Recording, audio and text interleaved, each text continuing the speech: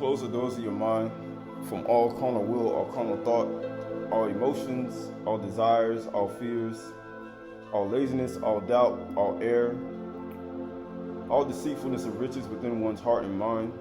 Anything that doesn't allow you to focus your attention and focus your frontal lobe and your consciousness and your 12 cranial nerves and your 12 million centers in your hands and your feet. Anything that doesn't allow you to focus your consciousness and fix your eyes on the righteousness of Yahuwah. For today is a day of freedom. Today is a day of warning. Today is a day of Qahalath, Hayum Qahalath.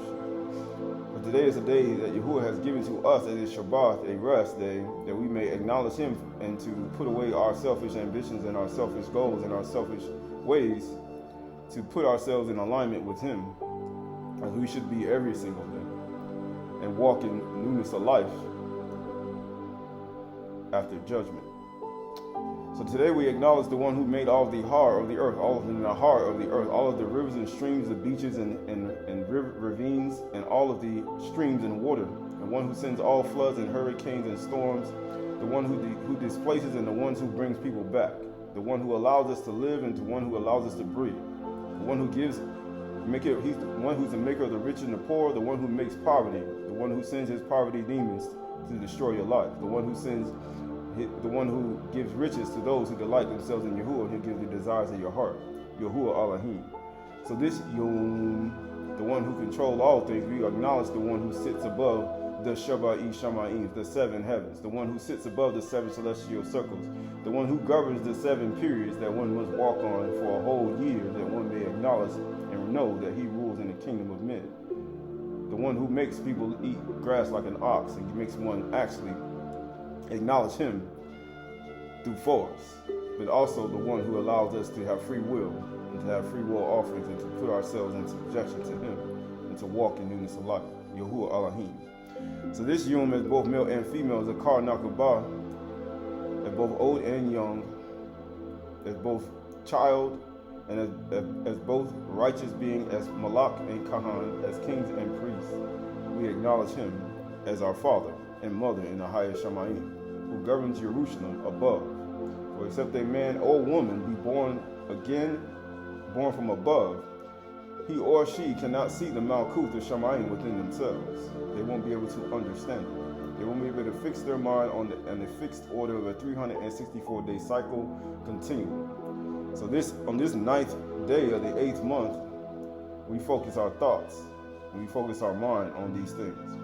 Right, so this is Yeshayahu, Isaiah chapter 66, Yeshayahu chapter 66 and verse 1. Yeshayahu chapter 66 and verse 1. It says, "Thus says Yahuwah, shmny'ay is my throne, the shmny'ay, the shmny'ay, the higher ethers are my throne, and the earth is my footstool, the Aydahchay is my footstool. What ba'ith that you would build for me?" He said, what house are you going to build for me? What body? What temple are you going to build for me? All things my hand has made. He who holds the 7 stars in his right hand made everything. He said, my hands have made. I've done things. I moved my hands and I've done things. He said, my hands did it. And he worked honestly with his hands too. He said, all things my hands made. So all these things all these things came to be, declares Yahuwah. Why? Because he worked honestly with his hands, and he did it in honesty. And get what he says. But this is the one to whom I will look. He who is humble and contrite in ruach and trembles at my what? At my word, at my debar. He who trembles at my debar. He said, why would he say that? Right. So this is Yeshayahu chapter 55, Yeshayahu chapter 55, verse 10. He said, who trembles at my debar. Right? This is Yeshayahu 55 and 10. Isaiah 55 and 10 says, for as rain, he say, as Geshem and Shaleg, or rain and snow, come down from shmny'ay, from the higher ethers. Shmny'ay is his throne. And do not return, but water the earth, making it bring forth sprout, giving seed to the sower and bread to the eater, so shall the bar be that goes out of my mouth. It shall not return to me empty, it shall accomplish without purpose, and it shall succeed in for which I sent it. So when you know when a thunderstorm comes, the ground rumbles.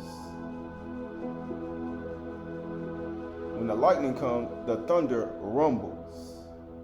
When the earthquake comes, the ground shakes. And it's all by his debar. He said, to this person will I look, to the person who's afraid of my debar. The one who's afraid of it. The one who trembles at it. Right, so this is the book of, going to 1 Corinthians.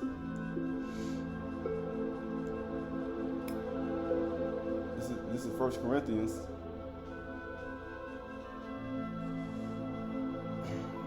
1 Corinthians chapter 6. 1 Corinthians chapter 6, 17. Actually, 1 Corinthians chapter 3. Actually, 1 Corinthians chapter 3, verse 13. 3 and 13. Actually, 3 and 14. Sorry. 1 Corinthians 3:14. It says, if the work that anyone has built on the foundation survives, he will receive a reward.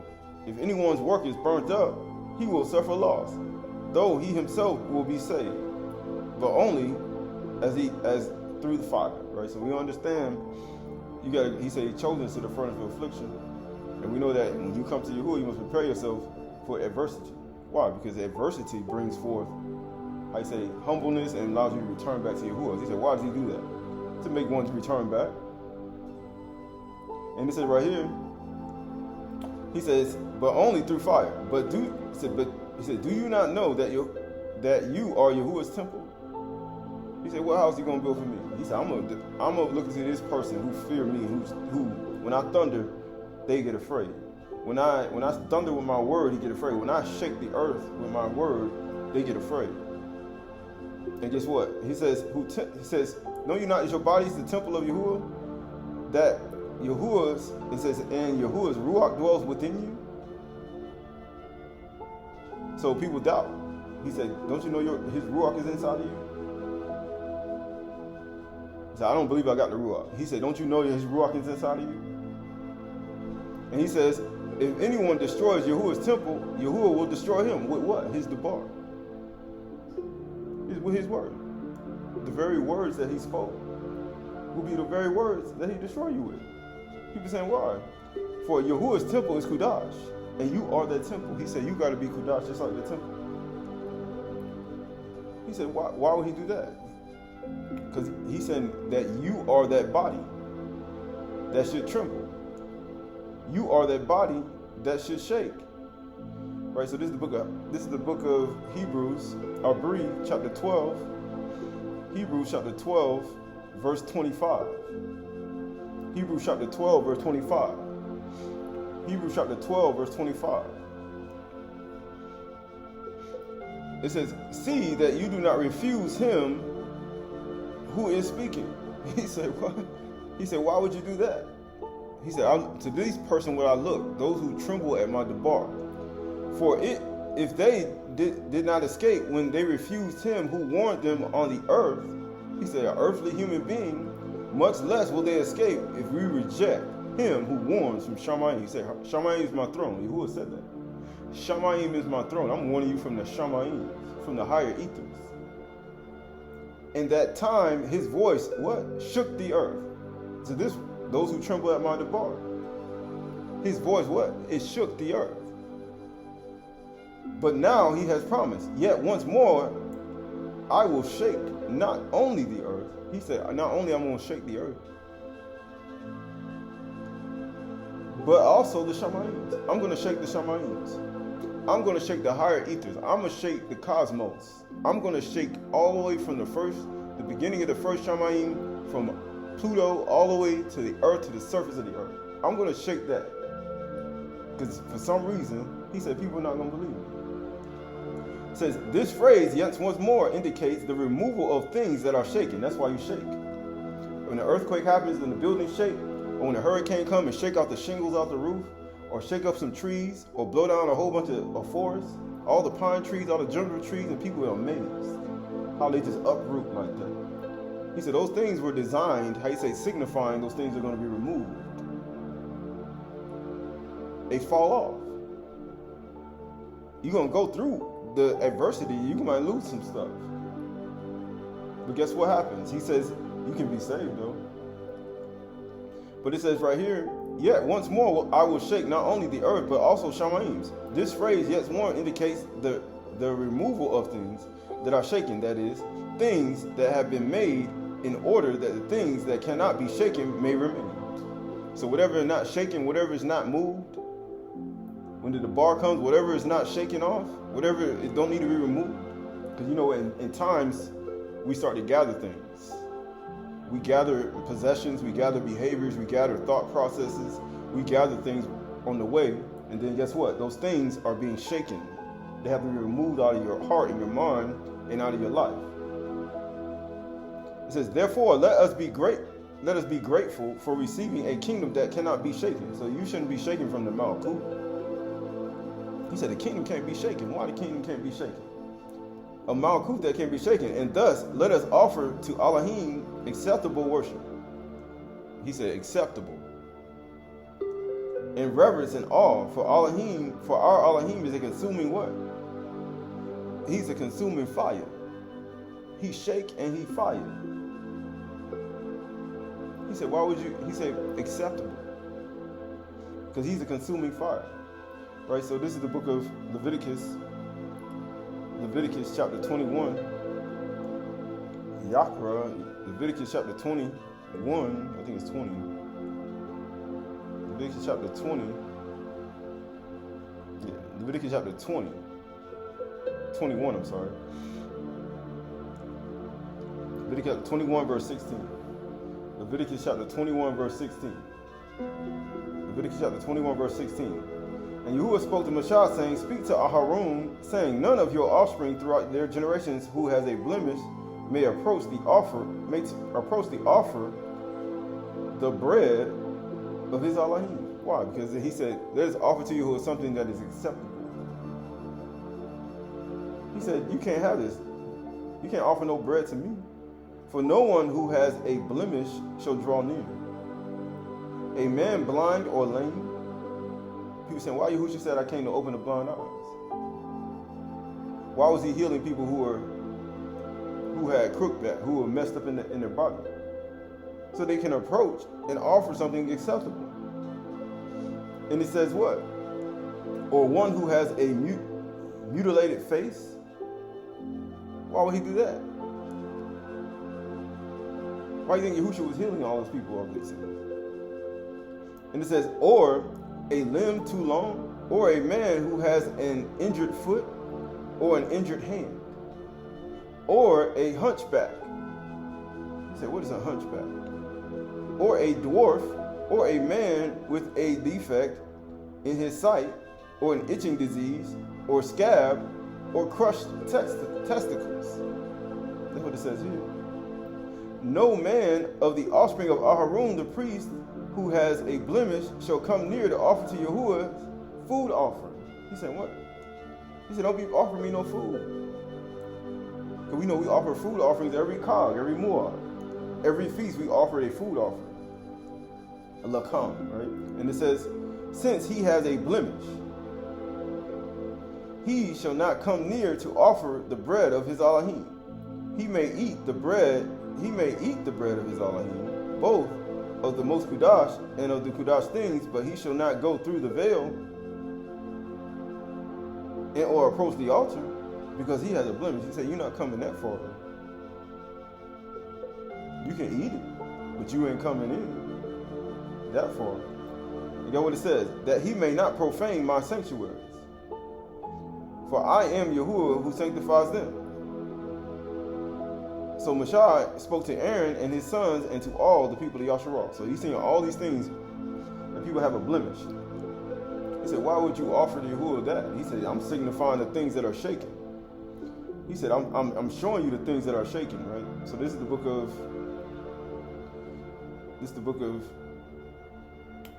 Bereshith, Genesis.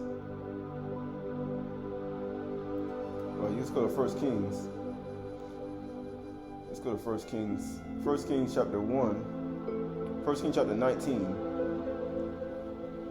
1 Kings chapter 19 verse 11.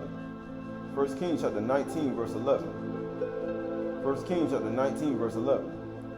And he said, go out and stand on the mountain before Yahuwah. And behold, Yahuwah passed by.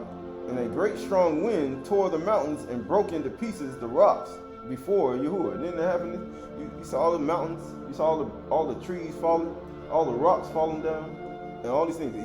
You know why? Because they were trembling at his debar. It was signifying those things that are going to be removed.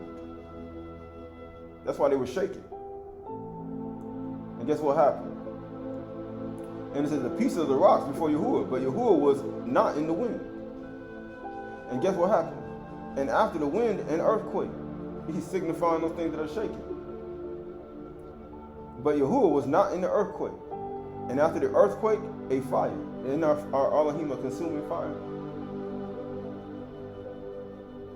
But Yahuwah was not in the fire. And after the fire, a sound of a low whisper. Is not my word like fire? Is not my debar like an earthquake? Is not my debar like rain and snow? Is it not like a wind of a tempest and a hurricane? But it's a low whisper. He said, that's all I got to do. And get what it says. Then all y'all who heard it. He said he heard it. And then what did he say? He wrapped his face in a cloak and went out and stood at the entrance of the cave. And behold, there came a voice to him and said, what are you doing here, all Yahoo? He said, I have been very jealous for Yahuwah and Yahuwah Elohim of hosts. For the people of Yashral have forsaken your covenant, thrown down your altars, and killed your Nabi'im with the sword. And I, even I only, am left. And they seek my life to take it away. And Yahuwah said to him, go return on your way to the wilderness of Damascus. Right? The wilderness of Damascus, right? So this is the book of Genesis. Book of Genesis. Bereshit, Genesis chapter 10, verse 21. Genesis, Bereshit chapter 10, verse 21. Bereshit, Genesis chapter 10, verse 21. It says, to Shem also, the father of all the children of Eber, I said, Abar, which means the other side, he said, the elder brother, Yaphah, children were born. The sons of Shem, Elam, Asher, Arphaxad, Lud, Aram. The sons of Aram, Uz, Hul, Gether, Mash, Arphaxad fathered Shelah, and Shelah fathered Eber. To Eber were born two sons. The name of the one was Peleg. For in his days the earth was divided. He said, in his days the earth was divided. Right? He said the earth was divided. Right? So the word for Bereshit 10:25, Genesis 10:25, Bereshit Genesis 10:25, Bereshit Genesis 10:25. That word for Peleg, the word for Peleg is division. He said it was division. It also, his name means earthquake. When things divide and you divide certain things, he said it was an earthquake. And he said it was a lot of division. He said, why would he put divisions during that time? He said, there's a lot of division going on. Why? Because it's signifying those things are going to be removed. They said, why are you dividing people up? He said it was division. He said, why is he shaking, why is he sending an earthquake to divide people? He said, why would he do that? Right, this is Bereshit chapter 1. Bereshit chapter 1, verse 1. Bereshit chapter 1, verse 1. And it says, in the beginning, Elohim created the shmny'ay in the earth. And the earth was without form and void, and darkness over the face of the deep. And the Ruach of Elohim was hovering over the face of the waters. And Elohim said, let there be or, and there was or. And guess what? When his debar speaks, the earth shakes. It's like rain and snow. He said, to this person when I look, those who tremble at my debar. It says, and Elohim saw that it was good. And Elohim separated the light from the darkness. He created division. He's shaking things. Elohim called the light day, and the darkness he called night. And there was evening and there was morning the first day. He said, I'm shaking the earth. I'm separating things. I'm signifying the things I'm going to remove. He said, why would he do that? Right, so this is going to Psalms chapter 49. Psalms chapter 49. Tahalim chapter 49. Psalms chapter 49 and verse 1. Tahalim 49 verse 1, 13. Right? This is right here. Psalm chapter 49 verse 1. Hear this, all peoples. And he's talking to everybody on the earth. Hear, give ear, all inhabitants of the world. We're talking about the whole earth. Both low and high. That means you low. That means it don't matter if you short, if you a midget, if you a dwarf, or if you high, you a tall person. Both low and high, rich and poor. It don't matter if you got a lot of money, if you don't. If you got trillions and quintillion and Googleplex, or if you just got 10 cents in the bank, or you overdraft in your bank account. My mouth shall speak wisdom, and the meditation of my heart shall be of understanding. Why? I will incline my ear to a proverb, and will solve the riddle to the music of the lyre. Why should, get what it says, verse 5 says, why should I fear in times of trouble? When the iniquity of those who cheat me surrounds me, those who trust in their wealth and boast in abundance of the riches. Truly, no man can ransom another or give to Elohim the price of his life. You can't do that.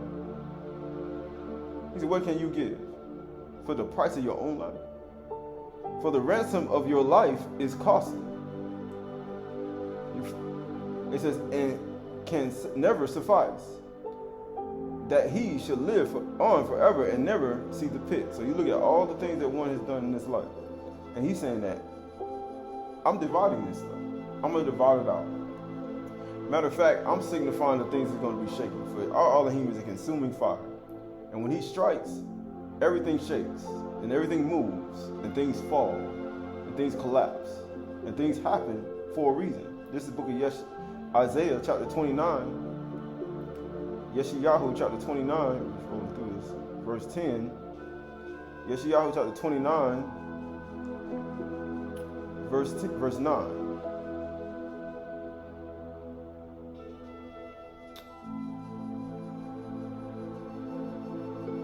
Verse 9, and it says right here, astonish yourselves and be astonished, bind yourselves and be blind. Didn't he just say? He said these people ain't coming in. You can eat the bread, but you're not coming into the actual sanctuary, to the Father sanctuary. He says, astonish yourselves and be astonished, blind yourselves and be blind, be drunk, but not with wine. He said, but not with wine. Why he say don't be drunk with wine?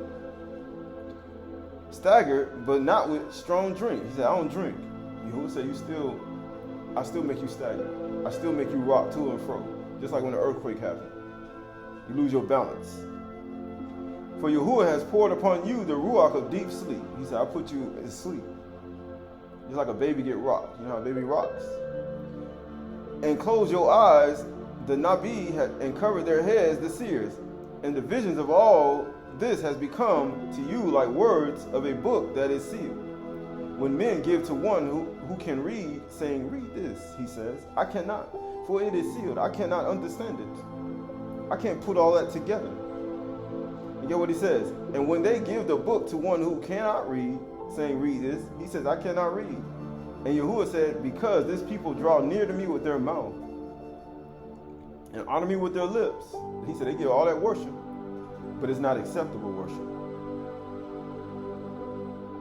It's not acceptable. He said, look at all the blemishes you got. He said, it ain't acceptable. While their hearts are as far from me. He said, look how far your heart is from me. He said, your heart is far from me. And their fear of me is the commandments taught by men. He said they teach this stuff by men. And we're in the 8th month. They didn't make some feasts in the 8th month. We talked about this, Jeroboam and wrote. Then he makes some feasts in the 8th month. He said they taught by men. He said they blind. He said, you know what? These people blind. And get what it says. Therefore, behold, I will again do wonderful things with this people, with wonder upon wonder. And the wisdom of their wise men shall perish, and the discernment of their discerning men shall be hidden. Right? He said, all this is going to happen. Right? All this is going to happen. Right? So this is the book of Ezekiel. Y'all actually go to Jeremiah chapter 34 and verse 4. Jeremiah chapter 34 and verse 4.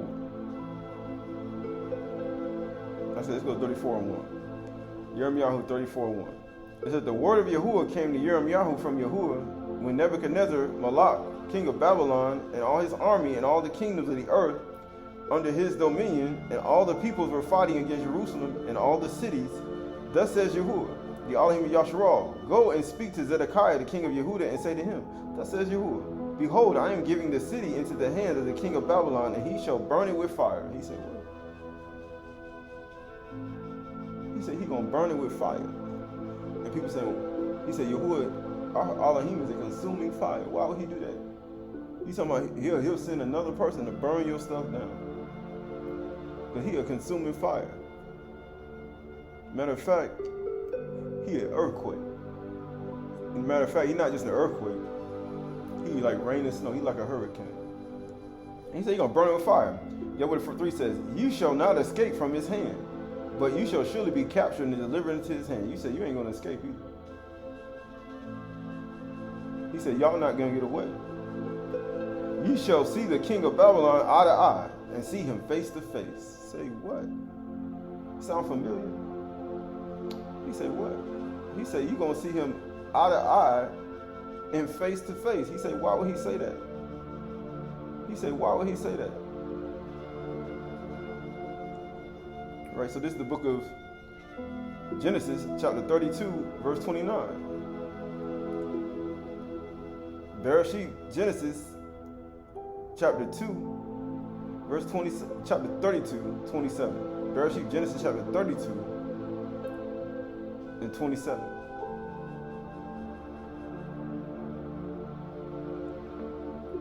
Let's go. Yeah, 32 and 25. 32 and 25. And it says, and when the man saw that he did not prevail against Jacob, he touched the hip socket, and Jacob's hip was put out of joint, and he wrestled with him. He said his whole body shifted to the left. And then he said, let me go, for the day is broken. But Jacob said, I will not let you go until you barak me. And he said to him, what is your name?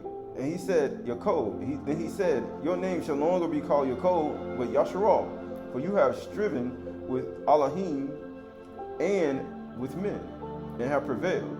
Then Jacob asked him, please tell me your name. But he said, what is that to you? Ask my name.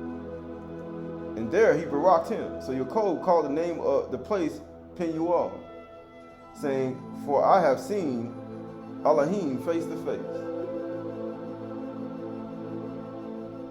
And yet my life has been delivered. He said, I didn't die. And guess what? He said, guess what? Nothing happened to me. He said, I was delivered. I ain't died. Then the sun rose upon him. What happened to him? Arise, shine, for the light has shined upon you. He said, awake thou that sleepest, and arise from the dead, and Mashiach will shine on you. And he said, and the sun rose upon him, and as he passed Penuel, and limping because of his hip. He was limping. You're going to suffer loss, but you yourself shall be saved, though. He said, you're going to suffer loss, but you're going to be saved, though. He said, I was delivered. And get what it says. Therefore, to this day, the people of Yasharal do not eat. Right? It says right here. But he said he saw him face to face. He said, why would he do that? This is the book of Jeremiah. Actually, yeah, going back to Jeremiah chapter 4, Jeremiah chapter chapter 32, and verse 4.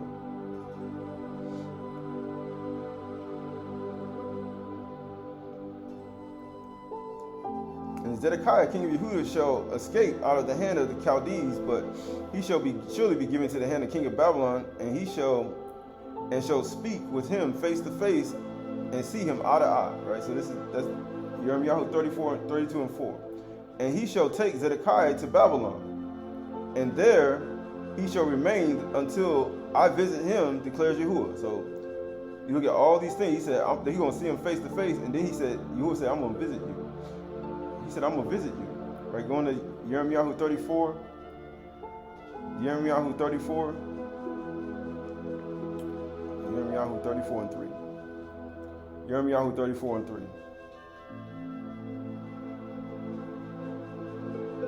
Yirmiyahu 34 and 3. It says, you shall not escape from his hand, but shall surely be captured and delivered into his hand. And ye shall see the king of Babylon eye to eye, and see him face to face. And he said, Yahuwah, when Yahuwah tell you something, he just repeated exactly what he said. He said, he says, to this person when I look, the person who trembles at my debar. He's saying, so you saying I'm going to get. And he's like, look at what he said. And you shall go into Babylon. Yet hear the word of Yahuwah, O Zedekiah, king of Yehudah. Thus says Yahuwah concerning you. You shall not die by the sword. You shall die in peace. And as spices were burned for your fathers and the former kings who were before you, so people shall burn spices for you and lament for you, saying, Alas, master, for I have spoken the word, declares Yahuwah. He said they're gonna put spices for you.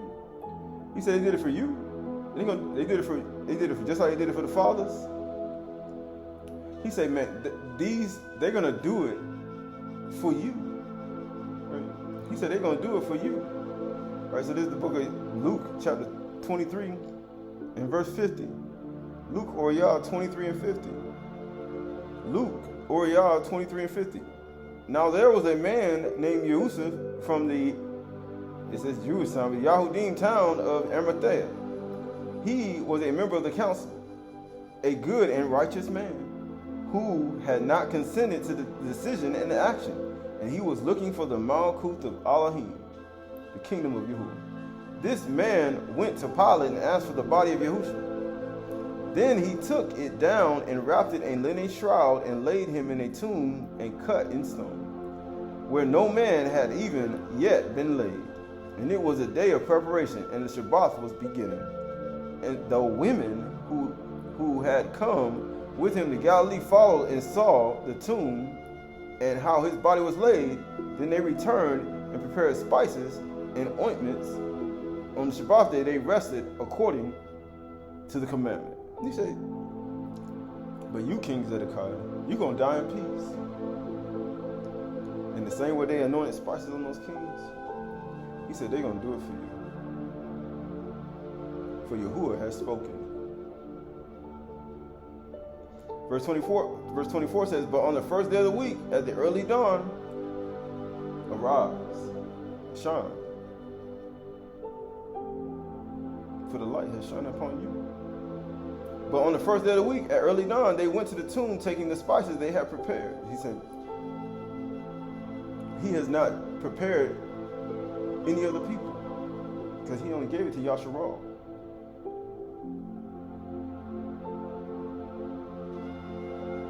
He showed his statutes and rules.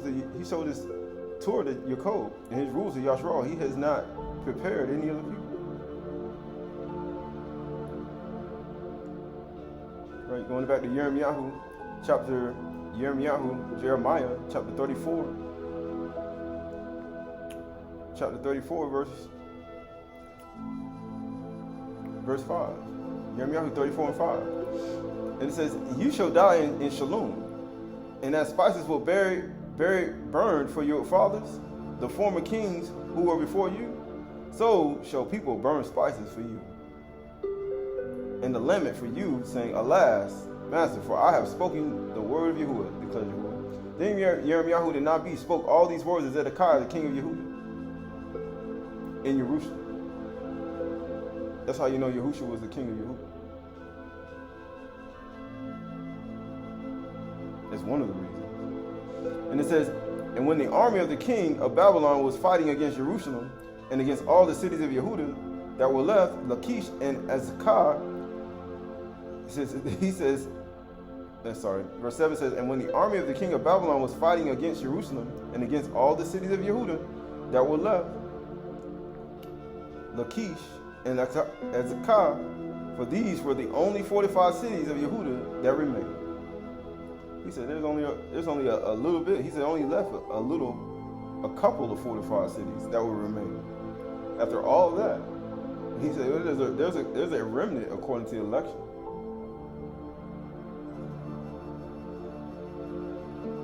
There is a remnant. He said of Yehuda. He said it's only a little bit.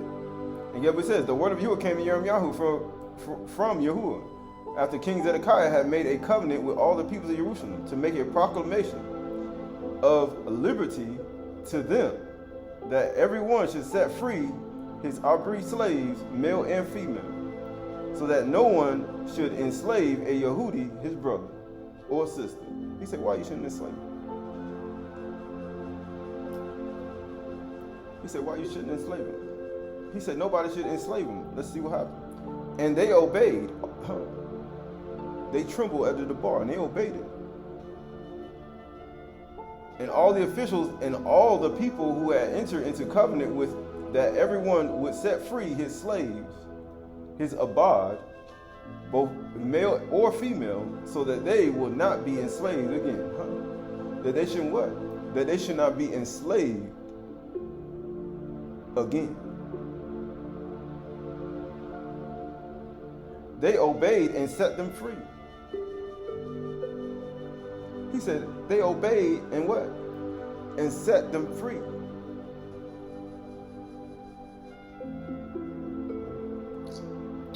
He said they obeyed and set them free. Right? So this is the book of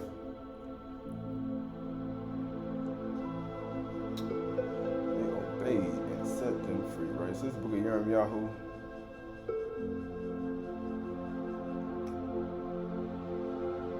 Yirmiyahu 5, chapter 5, Jeremiah chapter 5, verse 22. He says, do you not fear me, declares Yahuwah? He said, do you tremble at my debar? He said, do you not fear me? Do you not tremble before me? Do you not tremble before my debar? I placed the sand as the boundary of the sea. He said, do you know I could cause tsunamis?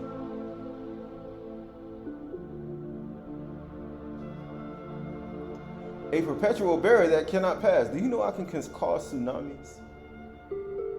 He said, why are you not afraid? Though the waves toss, they cannot prevail. He said, though the waves toss, they can't pass that little barrier. Do you know I can cause tsunamis? Though they roar, they cannot pass over it. He said, do you know I can cause that water to come over on top of your house? But the people has a stubborn and rebellious heart. He said, do you know how much power I got?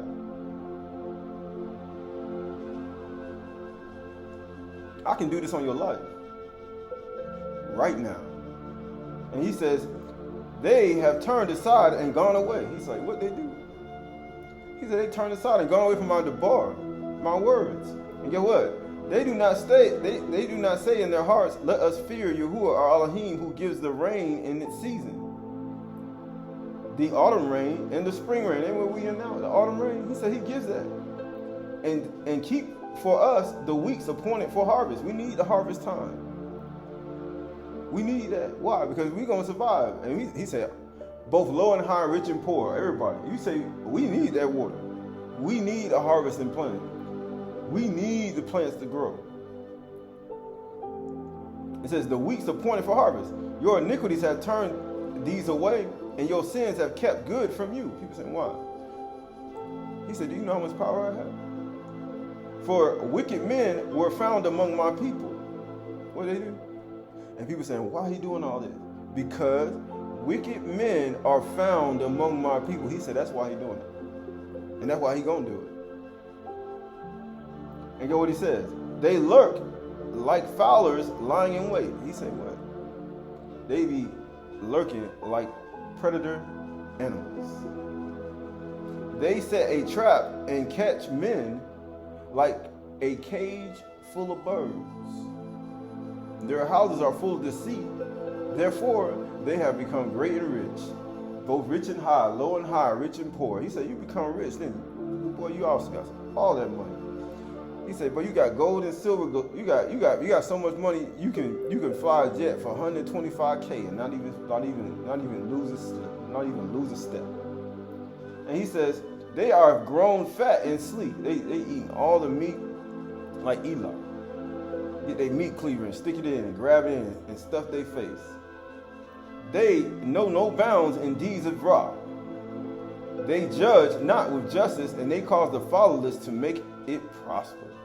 And they do not defend the rights of the needy. Shall I not punish them for these things? We just read it in the first verse. He said, don't you know don't you see the waves roaring? They can move. I can make it go past that if I wanted to. I can do that if you want me to. Shall I not punish them for these things? Declares Yahuwah. Shall I not avenge myself on a nation such as this? Right, so this is the book going back to Jeremiah chapter 34. Jeremiah chapter 34 and verse 5. 34 and 8. Jeremiah 34 and 8. The word of Yahuwah came to Jeremiah from Yahuwah after King Zedekiah had made a covenant with all the people of Jerusalem to proclaim a proclamation of liberty to them. Or he said, Kohoshi, freedom to them, that everyone should set free his arbitrary slave, both male and female. So that no one should enslave a Yahudi, his brother. And they obeyed all the officials, and all the people who had entered into covenant with everyone would be set free, his slave, both male and female, so that they would not be enslaved again. It says they obeyed and set them free. But guess what they did? But afterwards, they turned around and took back the male and female slaves that they had set free and brought them into subjection as slaves. The word of Yahuwah came to Jeremiah from Yahuwah. Thus says Yahuwah Elohim, the Elohim Yasharal. I myself made a covenant with your fathers when I brought them out of the land of Mizraim, out of the house of slavery, saying, at the end of 7 years, each one of you must set free the fellow Abri who has been sold to you and has served 6 years. You must set him or her free from your service. He said, you must set them free. Why you still got them as slaves? But your fathers did not listen to me or incline their ear to me. He said, so you saying he gonna do all that? He said, I can make the waves come past the waters that come past the sea. I can do that. He said, you got these people, men captured like cage birds. These male and female slaves, you got them captured like cage birds. I can make the water go past the sea. I got that type of power. He said, I can shake the earth again. Matter of fact, I can shake shmny'ay. He said, they won't let him go free. He says, you recently, get what he says. He said, at the end of 7 years, verse 14, at the end of 7 years, each of you must set free the fellow Abri who has been sold to you and has served you 6 years. You must set him free from your service. But your fathers did not listen to me or incline their ears to me. You recently repented and did what was right in my eyes. That's what we do. But guess what he said? By proclaiming Kohoshi, liberty, each of his neighbor, and you have made a covenant before me in the house that is called by my name, but then you turned around. And guess what you did? You profaned my name.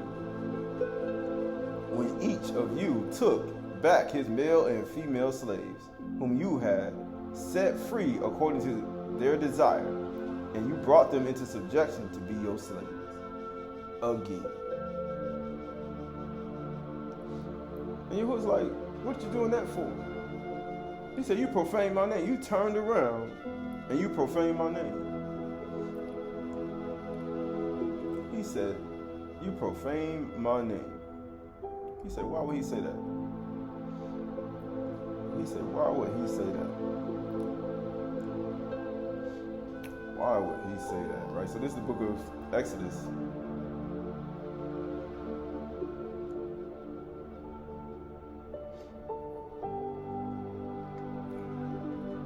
It's the book of Exodus.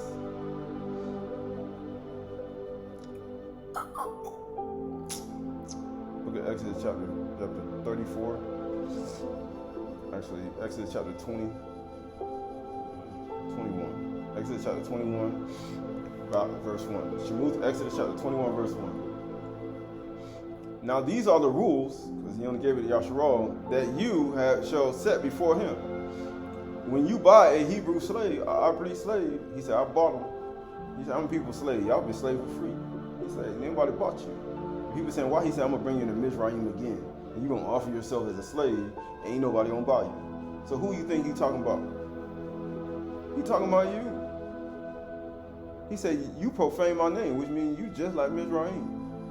He said, you took them as slaves, and after 6 years, you supposed to let them go. And get what you did? You turned around, and you took them back. He said, when you buy a Hebrew Abri slave, he shall serve 6 years. Why? It's the symbolization of our 6-week count, a 6-month count during the time of rain, and then we got the 7th month. It's a symbolization of that. And you supposed to let them rest.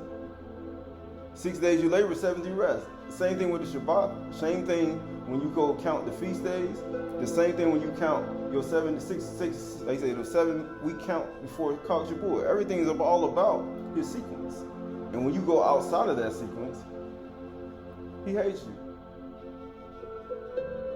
He said, he shall serve 6 years, and in the 7th, he shall go free for nothing.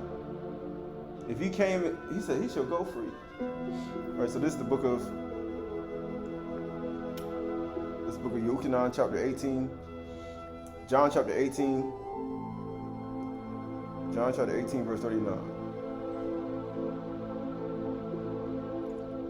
Actually, John chapter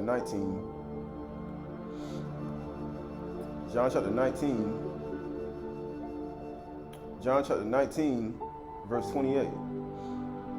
It says, after this, Yahusha, knowing that all was finished, he said, to fulfill the scripture, I thirst. A jar of sour wine stood there.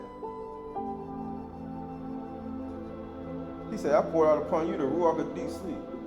He said, get drunk. He said, be drunk, but not with wine. Get what he said. A jar of sour wine stood there, so that they put a sponge full of sour wine and hyssop branch and held it to his mouth.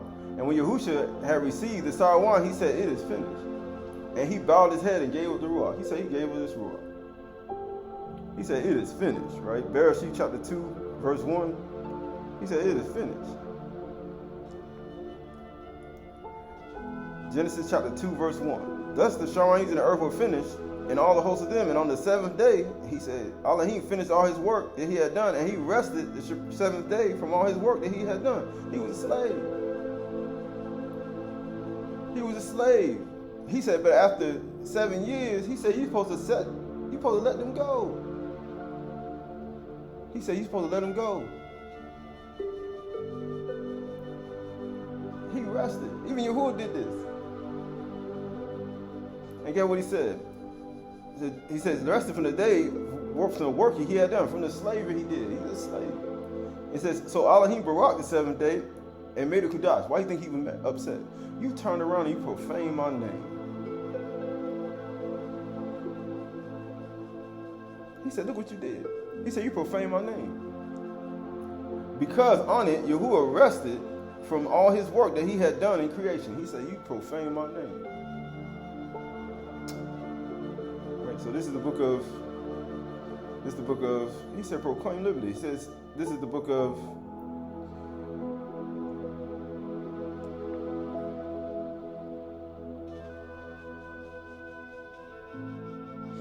so this is the book of Psalms 105, Tahalim, Psalms 105 and Psalms 105 and 11.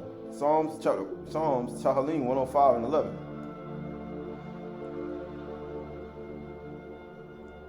It says, saying to you, I will give the land of Canaan as your portion for an inheritance.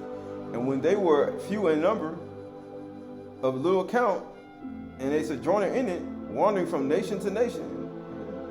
He said that these are only the 45 cities that were left.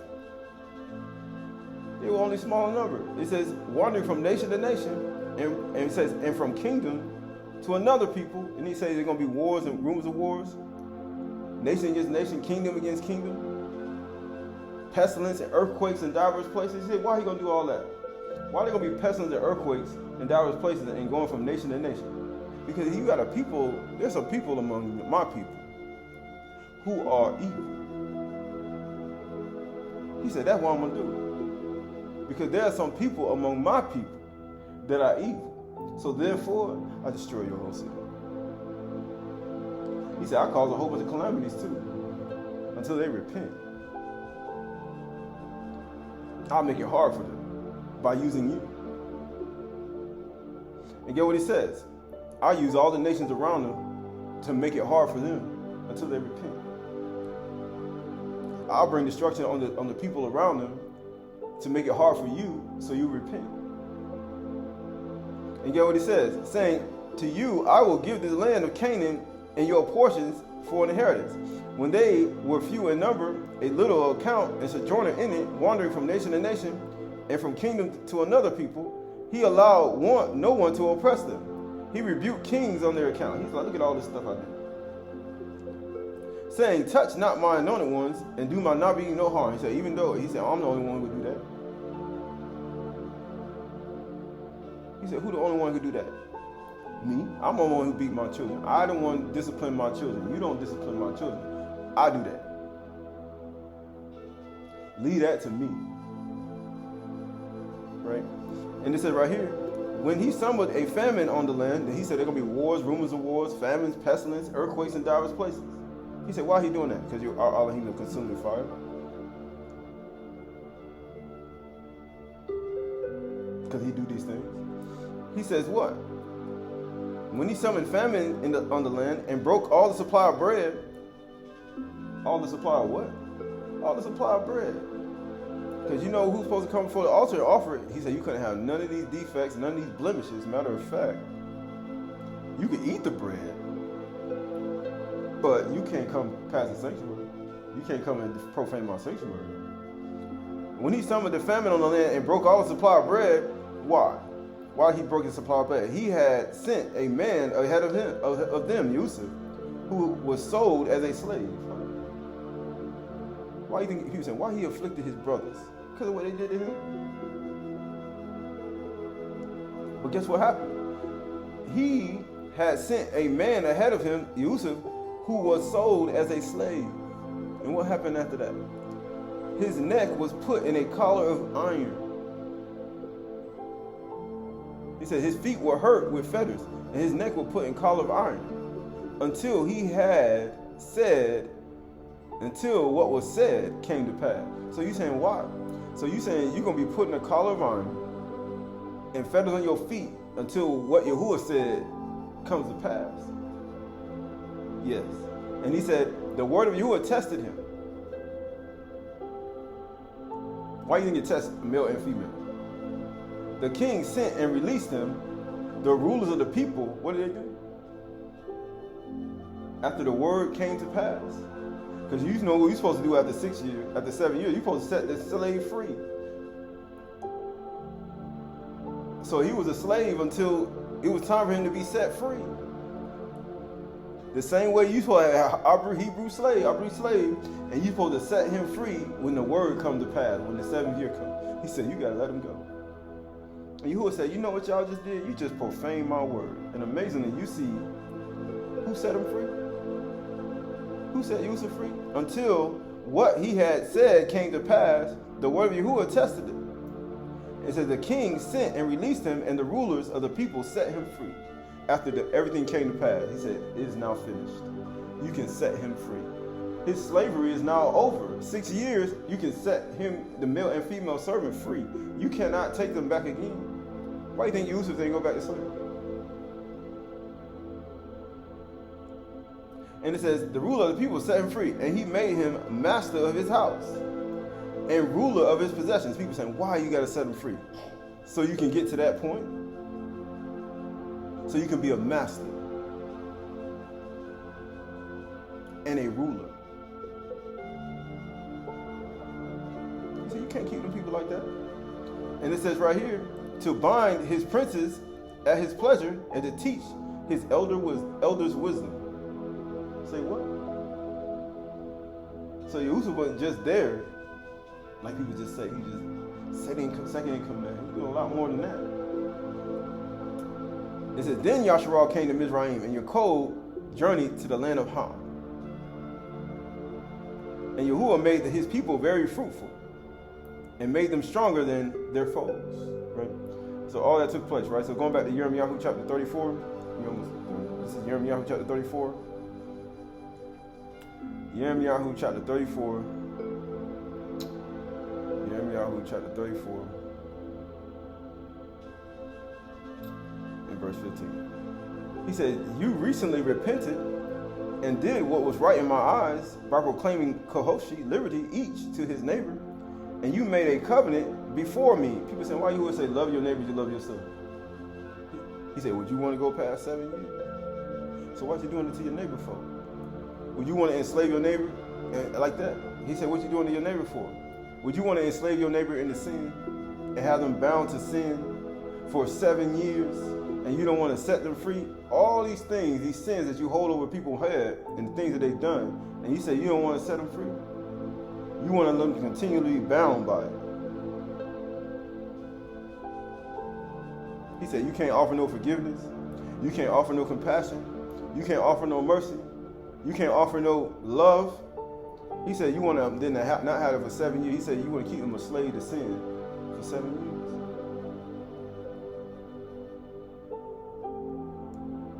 It says you must set him free. It says right here, it says you made a covenant before me in the house that is called by my name, but then you turned around and profaned my name when each of you took back the male and female slaves whom you had set free according to their desire, and you brought them into subjection to be your slave. You brung it up again.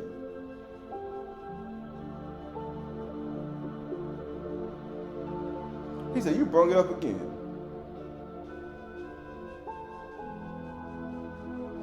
And get what it says. Therefore, thus says Yahuwah, you have not obeyed me by proclaiming liberty. You ain't proclaiming chdsh. Every one to his brother and to his neighbor. Behold, I proclaim to you liberty to the sword, to pestilence, to famine. There are going to be wars and rumors of wars, famines and pestilence in diverse places. Why? Because of my people.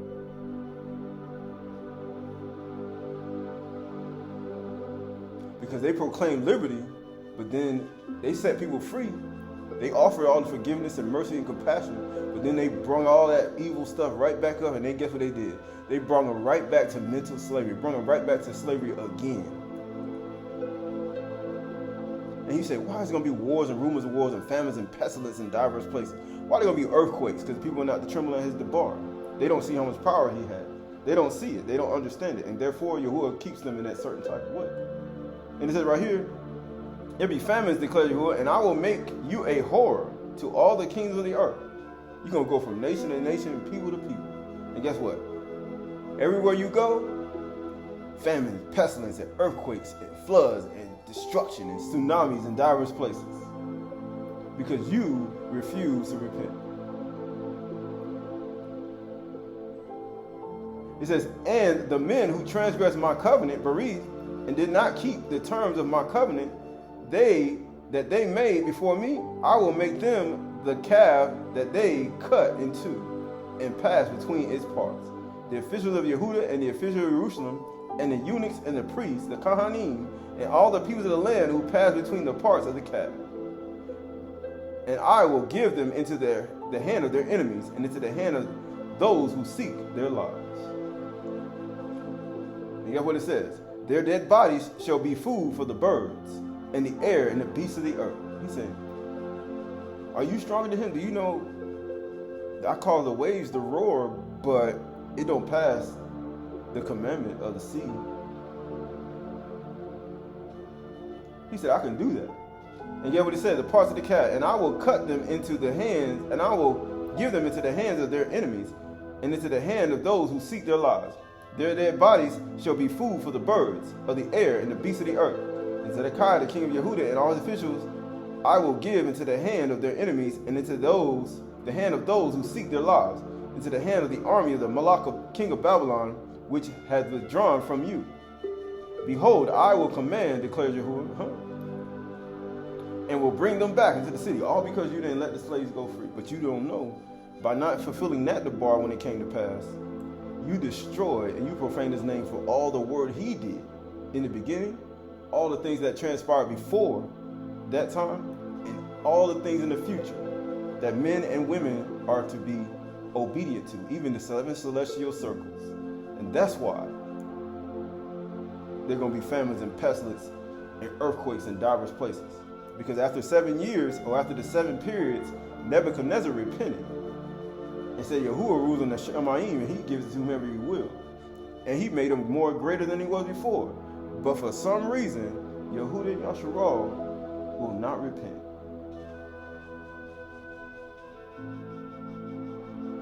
And they will fight against it and take it and burn it with fire. And I will make, why? Because Yahuwah is a consuming fire. This verse 22, I'm sorry. It says, behold, I will command, declares Yahuwah, and I will bring them back to the city. And they will fight against it and take it and burn it with fire. Because Yahuwah is a consuming fire.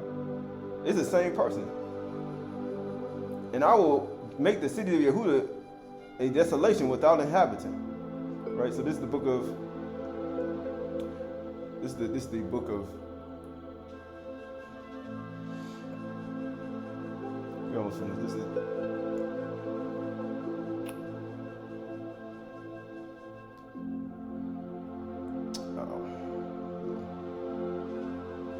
book of Matthew.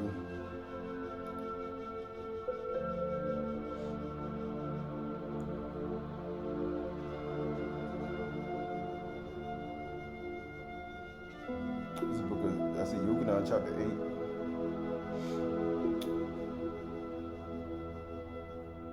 Yukonon chapter 8, verse 31.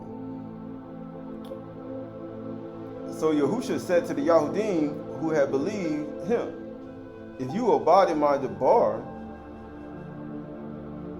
you are truly my disciples. He said, if you tremble at my word, you are my disciples. And you will know the truth, your mouth, and the truth will set you free. It gonna what? It gonna make you free. They answered him, we are offspring of Abraham, and we have never been enslaved to anyone. How we arrogant.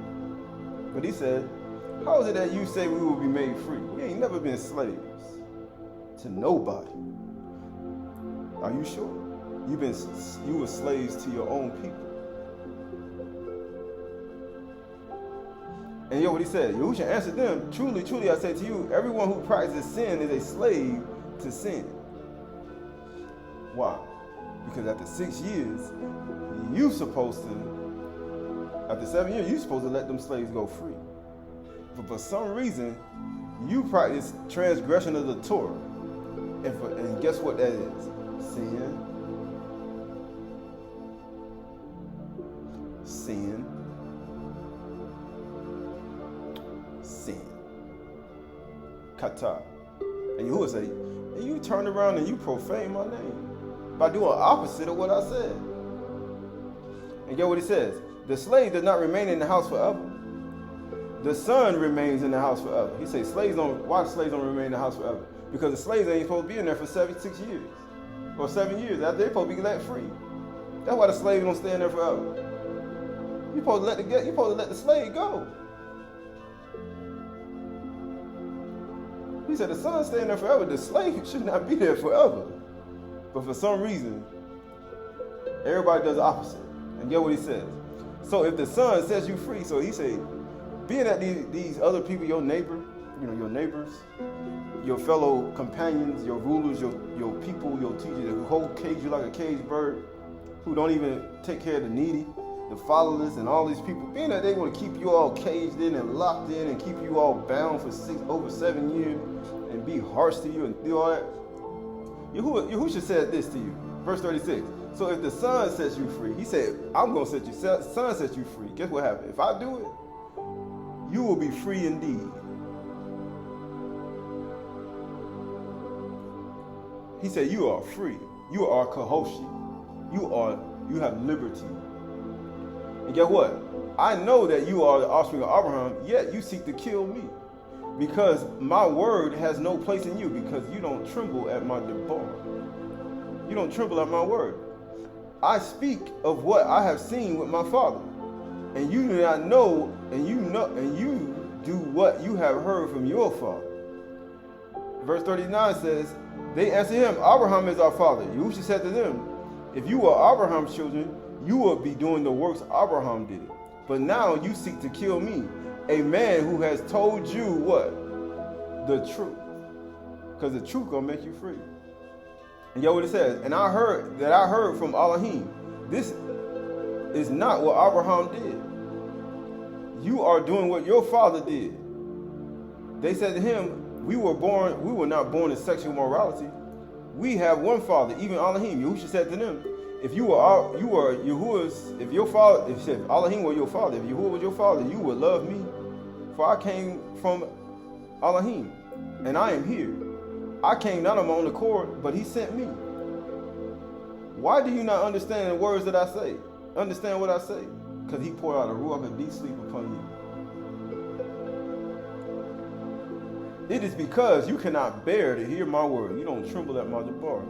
You don't think I got all that power, do you?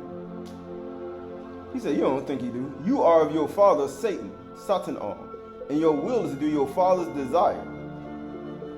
You was a murderer from the beginning, and does not stand in the truth, because there is no truth in him. When he lies, he speaks of his own character, for he is a liar and the father of it. He said, what? He said, you the father of it, right? So this is the book of,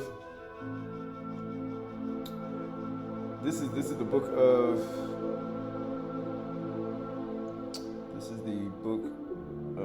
let's see. This is the book of Matthew.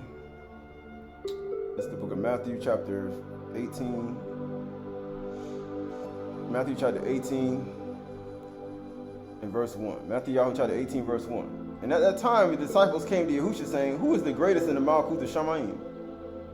And calling to him a child, he put him in the midst of them, and said, truly I say to you, unless you turn and become like children, you will never enter the Malkuth of shmny'ay. He said, unless you become like a little child that I can train up and teach you how to set people free. He said, you ain't never gonna see it. Because these people ain't gonna set nobody free. They gonna hold people with stuff, and then guess what they gonna do? They gonna continue. You set them free from that, but guess what you just did? You gonna bring them back into bondage? Let's see what happens. And he said, we'll never bring the kingdom of shmny'ay. Whoever humbles himself like this child is greatest in the Malkuth of shmny'ay. To this person whom I look, he or she who's of a humble and contrite heart. Whoever receives one such child in my name receives me, a humble child. But whoever causes one of these little ones who believe in me to sin, What do you mean believe in me to sin? You gonna cause him to go be a slave to sin? I came to set people free, and you're gonna make that person, that human being, that man and female, male or female, you're gonna make them go into sin because you don't want to set them free? You don't want to set them free, huh? You want to make them go to sin. He says, guess what? It will be better for him to have a great millstone fastened around his neck and be drowned in the depths of the sea. I'm here to set people free. Because Yahushua said, I come to set people free. Verse 7 says, woe to the world for temptations, to sin. For it is necessary that temptations come. But woe to the one to whom temptations come. Why it gotta come? Famines, pestilence, earthquakes, diverse places, all types of temptation, everything all around. Why? Why he gotta do all this stuff? Why I gotta send tsunamis and all these things and all these adversities? Because of the people. Verse 8 says, and if your hand or your foot causes you to sin, cut it off. He said, what? He said, cut your hand off. Why would he say cut your hand off? He said, don't do it. It's causing you to sin.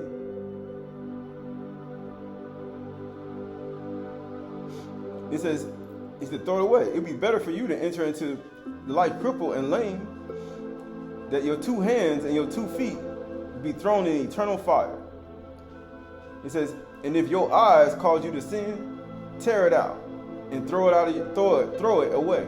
It'd be better for you to enter into life with one eye, then 2 eyes, and be thrown in hellfire. See that you do not despise one of these little ones. He said, don't be causing these little ones to sin. Because they'll end up becoming a slave to sin. And they'll be stuck in it over 7 years. Because they humble themselves, and then you make them sin, and they'll be stuck in that sin for 7 years. Think about a child. When a child gets bound with something, think about how long it takes you from your child and things you learned when you was a child that was sin, and then how long it took you to get it out, you an adult.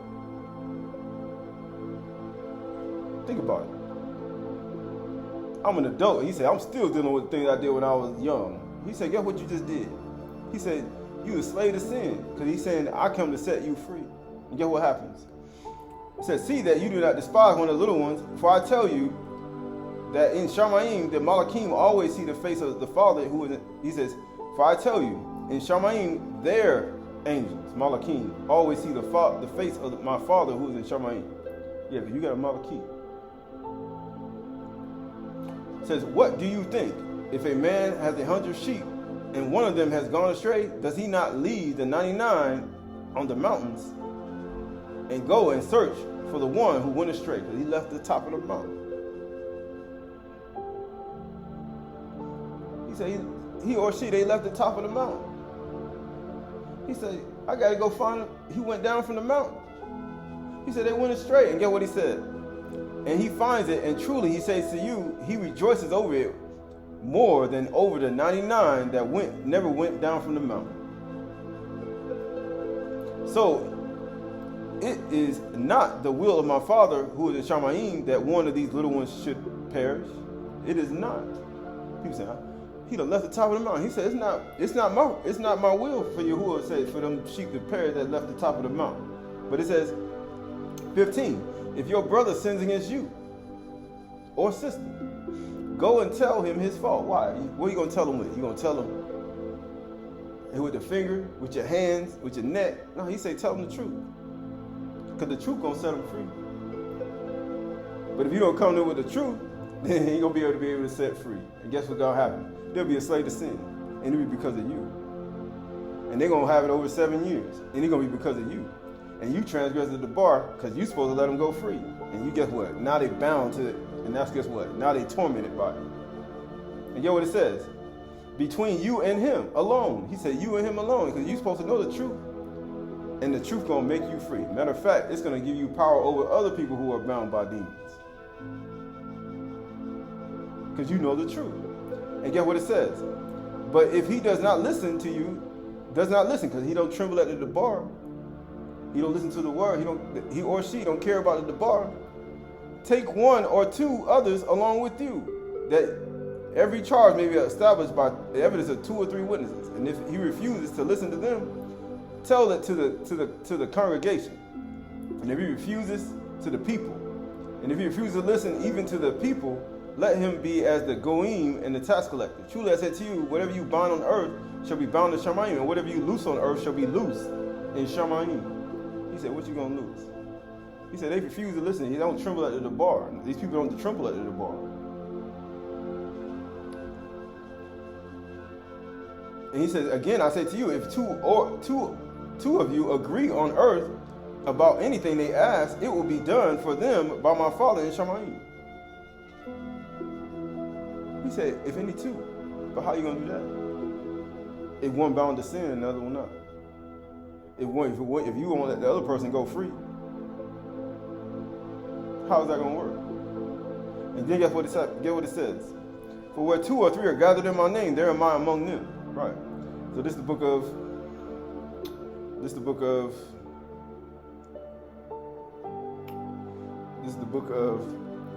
Matthew chapter 5 verse 21. Matthew chapter 5 verse 21. Matthew chapter 5 verse 21. It says, you have heard that it was said to those of old, you shall not murder. And whosoever murder is liable of judgment. He said, you're gonna get judged. Famines, pestilence, earthquakes, diseases, loss, tsunamis, captivity, prison, chains on your neck and on your feet. He said, you're gonna get judgment. People saying, what judgment is that? That's judgment. He says, verse 22, but I say to you that everyone who is angry with his brother or sister will be liable of judgment. Whoever insults his brother or sister will be liable of the council, and whoever says you fool will be liable of hellfire, which means Yahuwah is a consuming fire. He's a consuming fire. Ish. And get what it says. So if you have an offer, if you are offering your gift, he said you come into the altar. Because you look at all those blemishes, people say, what the blemishes are? And you come to offer your gift at the altar, you come to bring your bread. What you bringing that bread for? And get what it says. And there remained, that you remember that your brother or sister has something against you. He said they got something against you. Leave your gift there before the altar and go.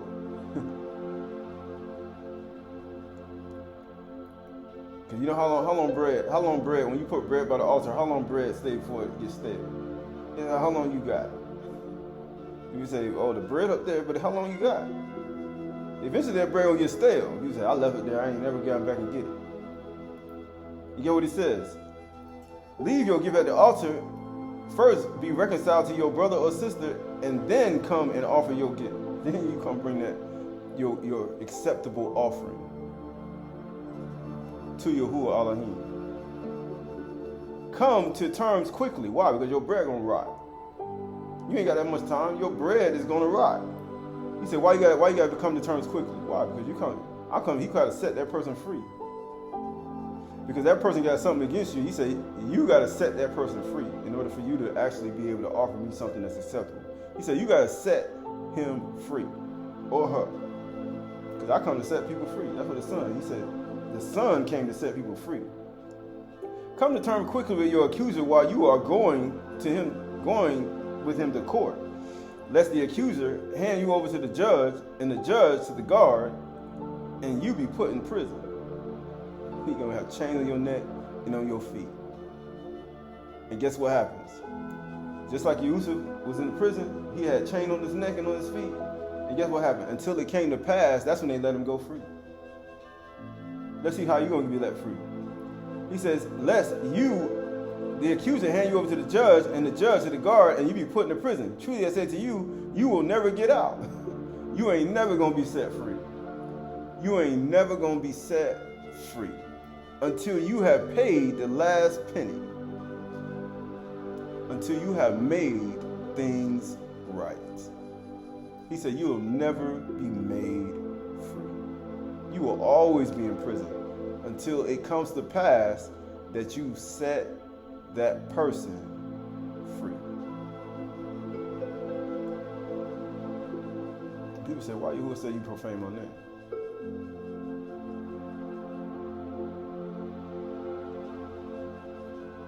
There's a reason why.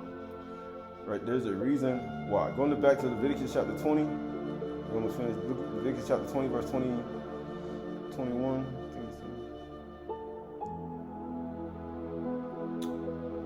Leviticus chapter 21.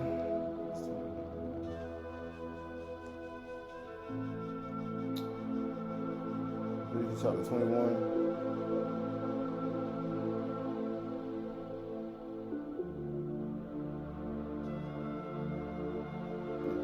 Leviticus chapter 21 and verse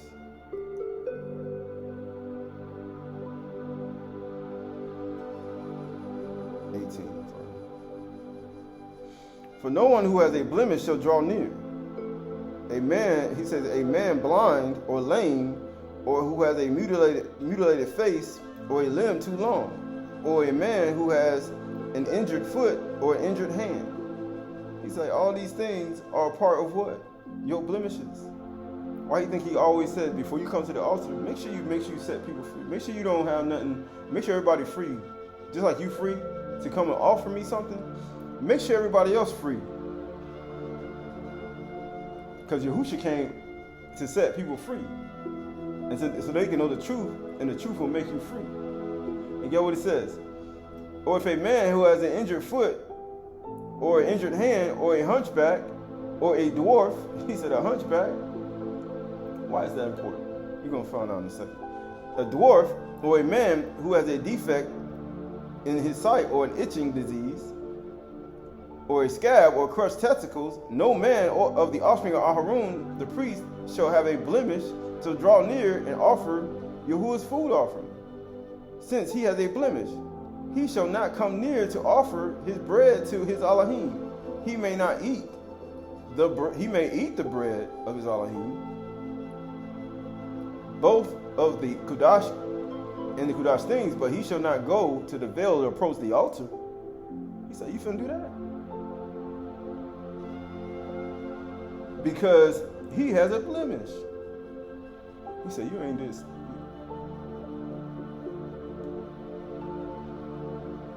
There's some things you ain't made right yet with people. And he said, he has a blemish, that he may not profane my sanctuaries, for I am Yahuwah who sanctifies them. Right? So this is the book of Colossians, this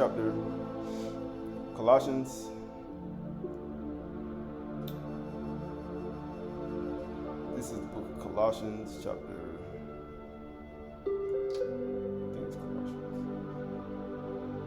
This is the book of yeah, here we go. Philippians chapter 2, verse 12. Philippians 2 and 12. Philippians 2 and 12. Therefore, my beloved, as you have always obeyed, so now, not only as in my presence, but much more in my absence, work out your own salvation with fear and trembling. Tremble at his debar. Tremble at his word. Tremble at what he said. That's what he's saying. He's telling you to tremble at his debar. He said, work out your own salvation. He said, them your people. Now you say, Mashah, them your people, not my people. He said, them your people. He said, you got to make right with them people. You got to do that. He said, you got all that. You have to set them free. You have to forgive them. You have to allow them to be free. You have to allow them to be set free from the things that they've done. You got to do that. Not me. For it is Yahuwah, it is Elohim who works in you. He said, Yahusha Mashiach works in you, because Yahusha came to set people free. So set people free for what they have done to you in your life. He said, set them free so you can be free. Because he said, you ain't going to get out until you pay every single penny. So in order for you to be free, to have freedom, he said, you got to set them free. He said, say what? Which means you got to be like somebody in order for you to be set free. You got to be just like Yahusha to set people free in order for you to be free. Because you ain't going to get out until you actually do it. He's like, get out, get out. You got the movie Get Out, but they ain't going to get out until they set people free. They got the movie Get Out, but you got to set people free in order for you to get out. And you ain't going to get out until you pay every last penny. And it says right here, it says, obey. He says, they obey so now, not only in my presence, but much more in my absence. Work out your own salvation with fear and trembling. For it is Elohim who works in you, both to will and to work for his good pleasure. Do all things without grumbling or disputing. You see what happened? We talked about people who grumble in the wilderness and disputing. You know what it says? That you may be blameless and innocent when you come to the altar. Children of Elohim, without blemish. Without a blemish. He said, that's going to be you. So he's saying, if I got blemishes, I'm like a crooked back, a crooked foot, a broken back. I'm like a person who got messed up hand. I'm just like those people. He said, yeah. He said, you just like, in the flesh they like that, but in your ruach, man, you like that. Because that was, he was showing you things according to the flesh. But when they go past the altar, because remember, they had all that stuff in their flesh. He said, but you ain't coming close to this. Or you can eat the Kudash things and partake of it, but you're not coming toward it and offer no offering until you fix that. That's in your flesh. Symbolization of people who have defects in their body, but he's not talking about that. He's talking about the things that you got within your heart and your mind. That you may be blameless and innocent, children of Elohim without blemish, in the midst of a crooked and twisted generation, because you're right in the middle of it. Why he said Jerusalem not shaken in the midst of all this? He said, you in the midst of all these people, and you're going to have blemishes? And he says, crooked in generation, among whom you shine as lights in the world. You're supposed to be the light of the world. You're supposed to be setting people free, but yet you bound, you got other people bound.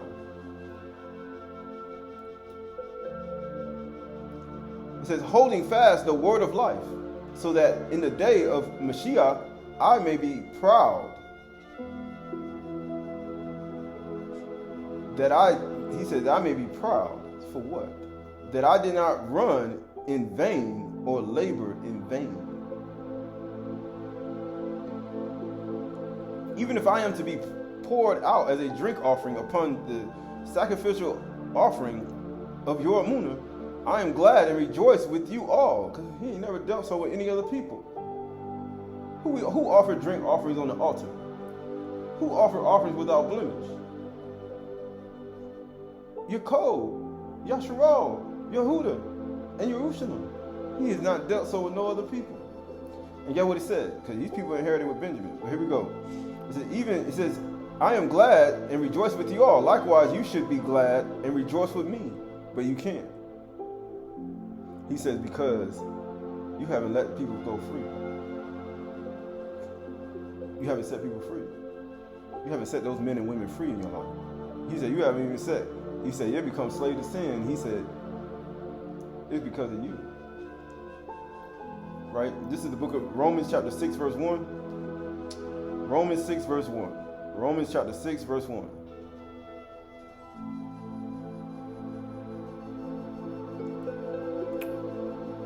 It says, what shall I say then? Are we to continue in sin? Shall we not let people go free? After 7 years? Shall we continue in sin and transgress? That con may abound? Shall we continue to do this? What did the book Testament of Asher say? He said, when a man who is righteous hears something that's good, he straightway repents and cleaves to what's good. He stops and he immediately turns back. But he said the two-faced people, they'll hold to the evil. They'll show like they're good on the outside, but he said they'll still hold to that evil on the inside. He said these are twofold aspects, and they are both wicked. And he says, what shall I say then? Are we to continue in sin that con may abound? By no means. No way. You hear all that power he got? You see what he can do? He said, I'm afraid. He says, by no means. How can we who have died to sin live in it? You can't live in that. Famines, pestilence, earthquakes, diverse places, diseases, destruction. He said, you're going to be a whore to all nations. As soon as you come in, it's like you don't own the ship. They like, what in the world? Who Elohim is this? What you done did? What did y'all do? That all of us going to be destroyed because of you. Because y'all don't want to forgive nobody. Because y'all don't want to show no love and compassion. He said, so what? No, that's not going to happen. We throw you out of the ship. And it says, by no means, how can we who died to sin live in it? Do you not know that all of us who were immersed into Mashiach Yahushua were immersed into his death? But we were buried therefore with him by immersion into death, that in order that just as Mashiach was raised from the dead by a kabod of your father, we too might walk in newness of life. So you now put him on. You were immersed into his name. And guess what Yahushua said? If the Son sets you free, you are free indeed. Which means that you have put him on. Which means you're supposed to set people free. He said you got to set them free. You got to let them go. He said if you don't do it, he said you're not going to pay, you're not going to get out. He said you'll never be joyful. He said you'll never be joyful. Verse 5 says, for if we have been united with him in his death like his, we shall certainly be united with him in a resurrection like his.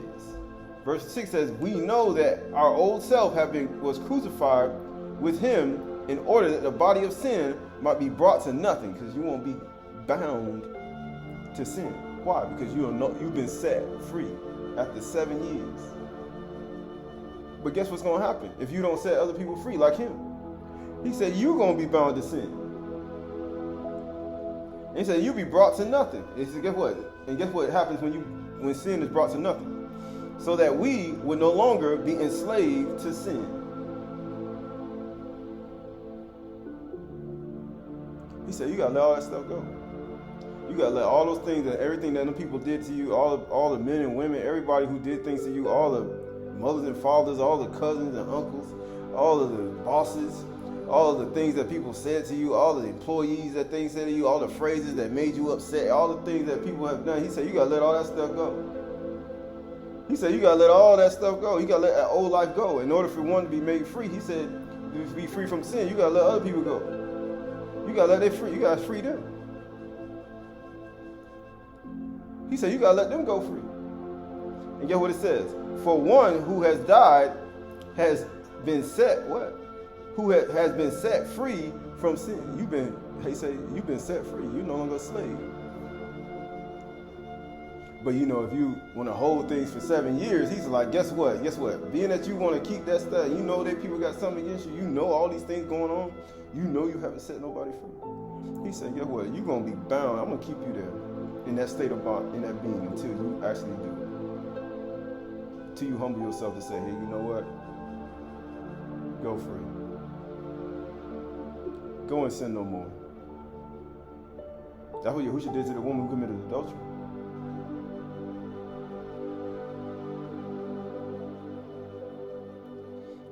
That's what Yahuwah did to Yashar and Yehuda, who committed all that sin. He said, forgive them, Father, for they know not what they do. He let them go free. He let them go free. He let them go free. He let the birds fly. He let the cows and the animals go run in the pasture. He let the animals roam free. That's what Yahushua did. He let his people, he said, you free. He said, forgive him. And he said, all that immersion Yahushua have put him on. And therefore you got to do the same thing. Today. Because he said today is the day of salvation. And get what he says. For one who has died has been set free from sin. Now, if we have died with Mashiach, we believe that we will also live with him. This is how you're going to live with him. Because he set people free. He said, I'm going to bring somebody who like to keep people bound for over 7 years. He said, I ain't bringing you in my kingdom. I'm not bringing you in my Malkut. He said, I'm not bringing you in until you let them go. Let them go free. Get what it says. We know that Mashiach, being raised from the dead, will never die again. We know that. Death no longer has dominion over him. They can't hold him in there. For the death he died to sin. The transgression of the Torah. He said, why would he do that? Why would he do that? Once for all. But the life he lives to Elohim, to obedience to the Torah. That's why he said, lo, I come in the volume of the book. I came in the whole Torah to fulfill Yahuwah's will. I live to Yahuwah. So that I ain't going to profane his name. So that you must consider yourselves dead to sin and alive to Elohim in Mashiach Yahushua. He said, if you dead to sin and alive to Yahuwah, you set people free. You letting them go after 7 years. He said, you said you no longer a slave to sin anymore. You no longer a slave to your old self. This is Colossians chapter 3, verse 2.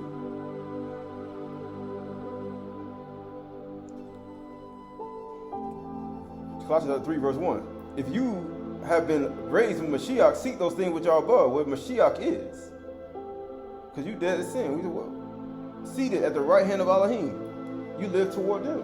Set your minds on things above and not on things in the earth. Why? Because Yahuwah is in the shmny'ay. He in the higher ethers. And he comes and he sends what?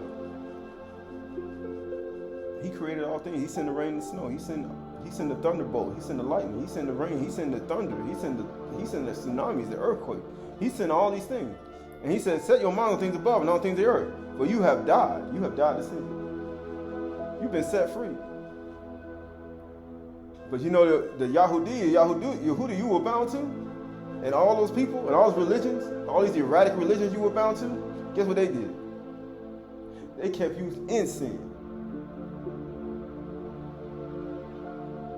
He said they kept you in sin. And guess what happens? For you have died, and you know, he says, and your life is hidden in Mashiach Yahushua. When Mashiach, who is your life, appears, you will also appear with him in Kabod. How are you going to appear with him if you're going to set people free? He said, by the truth will make you free. You got to tell them the truth. That's why people say, tell the truth. Tell them the truth about what you did. And if they accept your truth that you did to them, or that truth that they did to you, he said you must forgive them. And then guess what happens? Then you set them free. And then you go on your way. How you say? You go on the way on the road. You go on your way. Just like Philip with the Ethiopian man. You go on your way.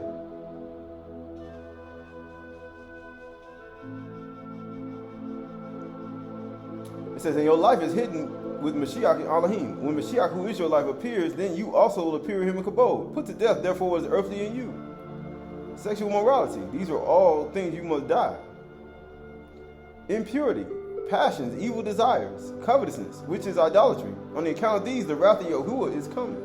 In these you too once walked, and when you were living in them. But now you must put them all away. Anger. If you angry with your brother or sister, he said you liable to judgment. Wrath, malice, slander, and obscene talk from your mouth. Do not lie one to another, seeing you have put off the old self with its practices, and have put on a new self, being renewed in the image of the knowledge of the image of its creator. Here there is no Greek. Right? Circumcised, uncircumcised, barbarian, Scythian, free, but Mashiach is all in all. He said you must. It says, put it then on all these chosen one, beloved and compassionate hearts, kindness, humility, meekness, patience, bearing with one another. And if anyone has a complaint against another, if anybody has done something wrong to you, or said anything to you, or done anything to you, or did anything to you 6 years ago, 5 years ago, 3 years ago, 4 years ago, 7 years ago, guess what you got to do? If anyone has a complaint against another, forgiving each other, you got to set them free. As Yahuwah has forgiven you, so you also must set people free. You must forgive. You must set people free. And above all these, put on love, which binds everything together in perfect harmony. And let the peace of Mashiach rule in your hearts. Then he tells Aydahchay, man, you're going to be in peace.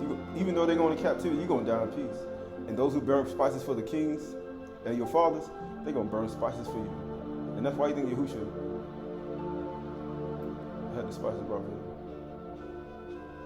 And he said, you want people to remember your name in your life? He says, you want people to burn spices for you?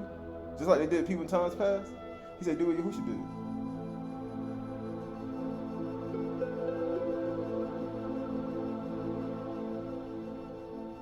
Even though you were in captivity. He said, in Babylon. And guess what it says? It says, and be thankful. Be grateful. Let the word of Mashiach dwell in you richly. He said, dwell in you richly. Teaching. He said, you shall know the truth, and the truth shall make you free. And admonishing one another. How you going to do that? And you shall know, you shall be my disciples indeed. You shall know the truth, and the truth will make you free. It'll make other people free too.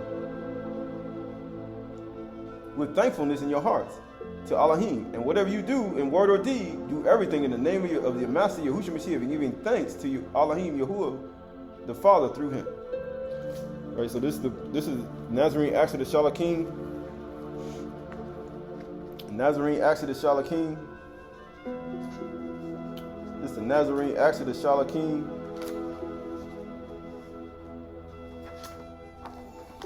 Nazarene Acts of the Shalakim.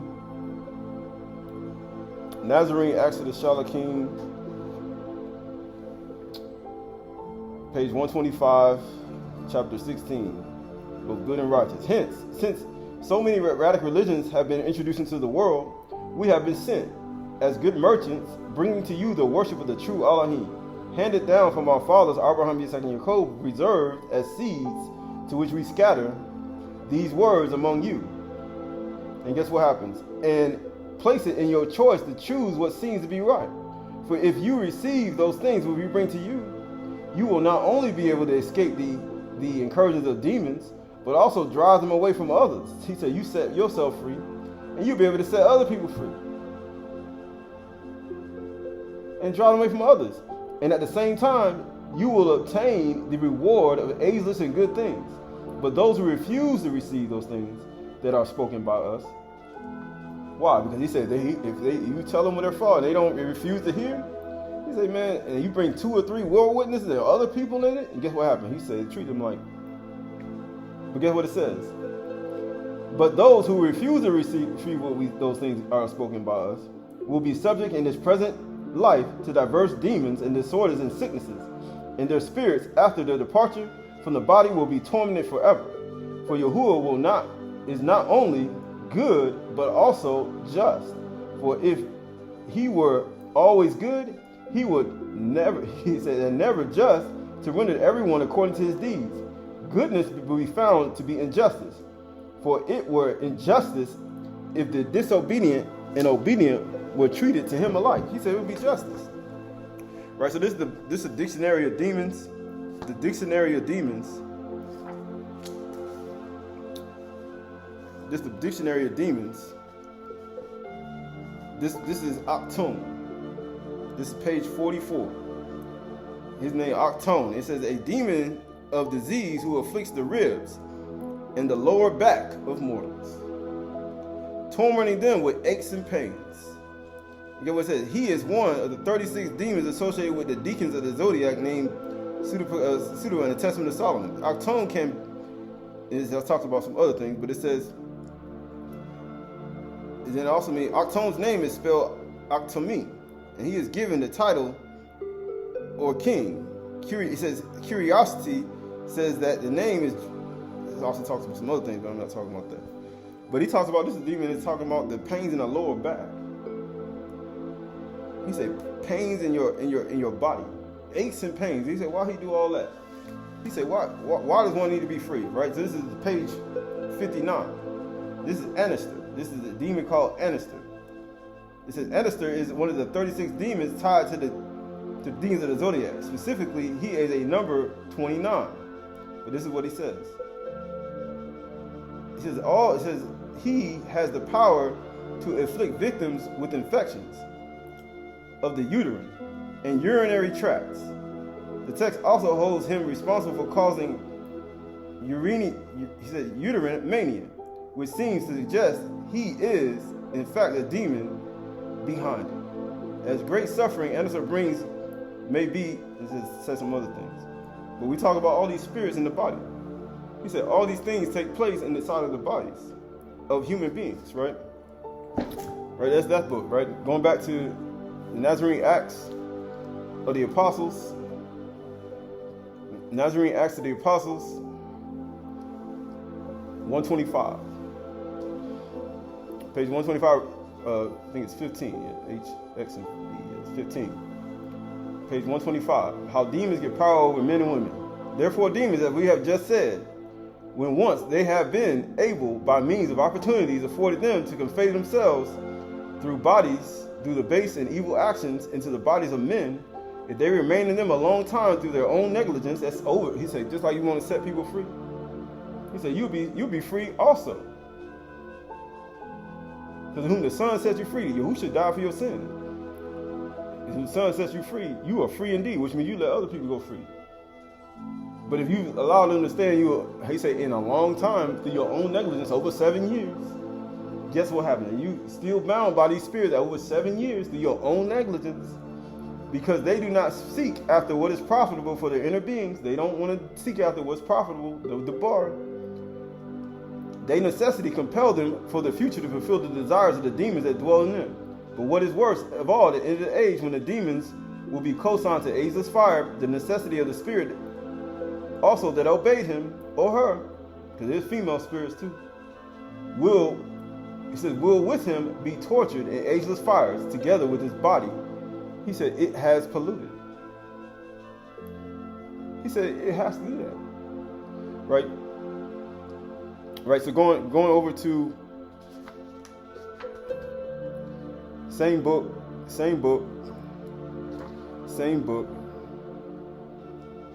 124, chapter XI, suffering of solitude. All right, this is the last thing. This is right here, and it says, by the most righteous judgment of Yahuwah, therefore labor and afflictions are assigned as a remedy to men languishing in vanity of such thoughts. And when labor and tribulation came upon them, they were excluded from the place of delights and amity. Also the earth began to produce nothing to them without labor. And then men's thoughts being turned in them, they were warned to seek the aid of their Creator, and by prayers and vows to ask the divine protection. Why? Because when you're in those situations, famines, pestilence, earthquakes, all these diseases, tsunamis, all these disasters around. He said, guess what you're going to start to do? He said, why is all this adversity made? And it says, and thus it came to pass that the worship of Yahuwah, which they had neglected by reason of their prosperity, they recovered through their adversity. He said, read that again. And it came to pass that the worship of Yahuwah, which they had neglected by reason of their prosperity, they recovered through their adversity and their thoughts toward Yahuwah. That's why Nebuchadnezzar said, my reason returned to me. And get what it says. They recovered through their adversity and their thoughts toward Yahuwah, which indulgence had perverted. Guess what happens? Affliction corrected. So therefore, Yahuwah, seeing that this was more profitable to man, removed from them the ways of beginningly and abundance, and being hurtful, and introduced the way of vexation and tribulation. People saying, why? He said, why he got to take us through tribulation? Because tribulation gives you something. Because as human beings, when you start getting things and you start getting abundance and you start getting prosperity, you start doing these things, and guess what Yahuwah has to do? He said, I got to do some things in order to get your attention again. Right? So this is the book of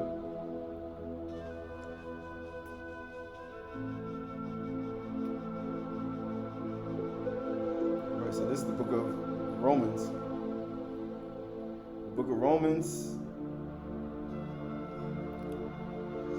Romans, chapter 12, verse 9. It says, let love be genuine. And why he said that? Because he wants to love be genuine. That binds everything in perfect harmony. Abhor what is evil, hold fast to what is good. Love one another with brotherly and sisterly affection. Outdo one another in showing honor. He said, we want a competition. People want to do competition online on trying to produce who's better or who this and who that. He said, outdo people with honor. Do not be slothful in zeal.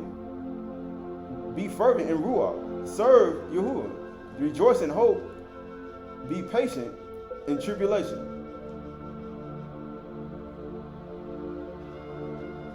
He said, why? Because your thoughts and your reasons have gotten off. Why? Be constant in prayer. Contribute to the needs of the chdsh and seek to show hospitality. He said, why would you do that? Right? Why would he say that? Right, this is Matthew chapter 24, verse 21. Matthew 24 and 21. Matthew 24, 21. For then there will be great tribulation, such as has not been from the beginning of the world until now, and never will. And in those days had not been, he said, and if those days had not been cut short, no human being will be saved. He said, we're moving towards the shortest day and the longest night, the winter solstice. If those days will not be cut short, he said, nobody would be saved. And he said, and if those days had not been cut short, no human being will be saved. But for the sake of the elect, those days will be cut short. Then if anyone says to you, look, here is Mashiach, or there, do not believe it. For false Mashiachs and false Naviim will arise and perform signs and wonders to lead astray, if possible, the elect. See, I have told you beforehand. I already told you. He said, he already told us.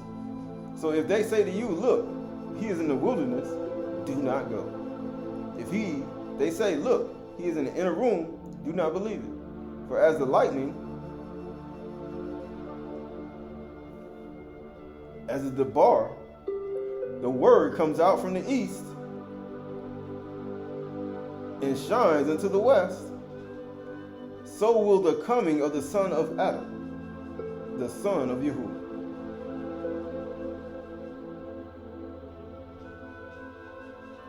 Where the corpse is, there will the vultures gather. He said, why would he say that?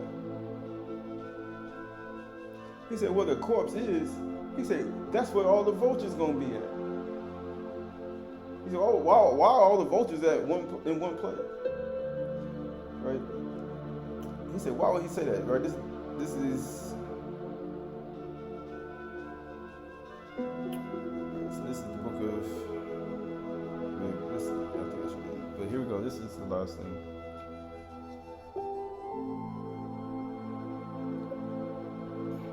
Right, this is the book of Revelations, chapter 2, verse 9. Revelation chapter 2, verse 9. I know your tribulation and your poverty, but you are rich. You know why you're going through tribulation? Because you got to go through adversity. Because you say, because your reason is left. He's like, I know you're going through some stuff. He said, but you are rich, and the slander of those that say they are Yahudim and are not, are the congregation of Satan. Who should say those people in the Yahudim who say they Abraham's seed? He said, y'all don't like setting people free, do you? He said, y'all don't like setting people free. Y'all don't like forgiving. Y'all don't like showing love. Y'all don't like doing that. He said, I see you. He said, you are your father Satan. That's what he says. He said, you are your father Satan. I see you Yahudim who don't like to do that. And get what he says. He said, they say they are Yahudim, they slander, they do all the things that I say I'm going to destroy people for.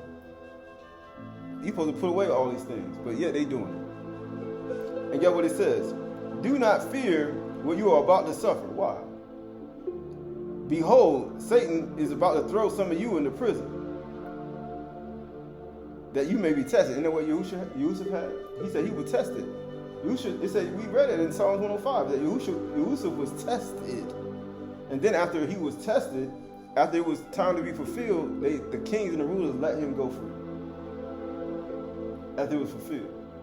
He's only doing it to test you. To do what? For 10 days. It could be 10 years, like Mashah.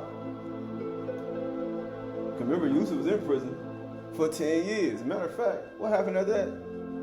In the testament of Yusuf, he trusted in the cooks. And Yahuwah let him stay in there another 2 years. He said, it ain't long enough then. But Mashah, he let out 10 years.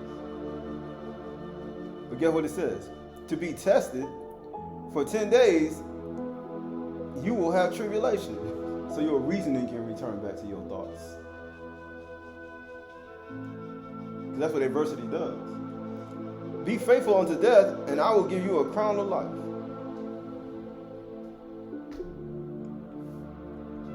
He who has an ear, let him hear what the Ruach says to the body. The one who conquers will not be hurt in the second death. He said, why would you do that? Because of all the stuff that Yasharal and Yehuda has done. He said, because remember, these congregations were still committing sin. And for some reason, they couldn't stop. He said, their reason will not return to them. And get what Yahuwah said, you know what? Famines, pestilence, earthquakes, tsunamis, wars, rumors of wars. You go from people to people, nation to nation. I'm gonna inflict you because of all the stuff y'all can't stop doing. In the same book, the same Revelation, he talked about they had people among them that were doing evil stuff. All the things that people do, Yahuwah like, I just keep afflicting you until you stop. He said, until you stop, right?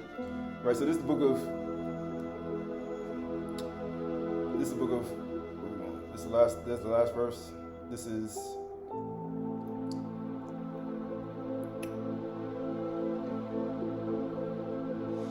the book of Romans, chapter 2, and verse 1.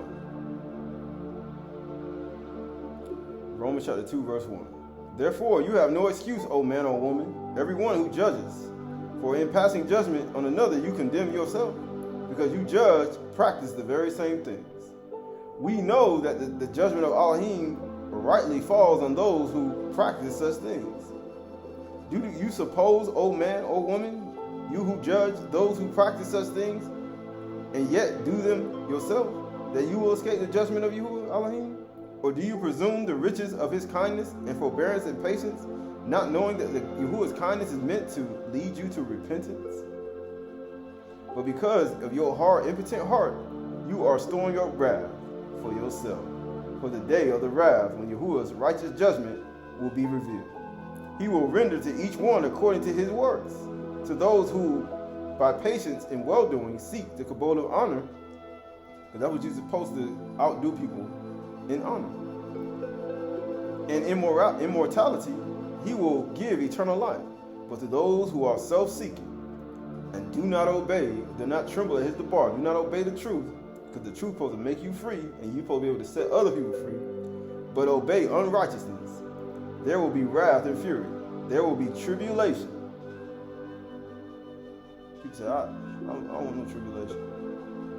How you gonna not get tribulation? By doing what he says. There will be tribulation and stress for every human being who does good. No, it's not gonna be. He said every human being who does evil, who does wrong. The Yehudi first, and also the nations. I'm gonna get you first. But the kabod and honor and peace, what happened to Zedekiah? He said, man, he died in peace. Man, he said, matter of fact, they burned spices for you too.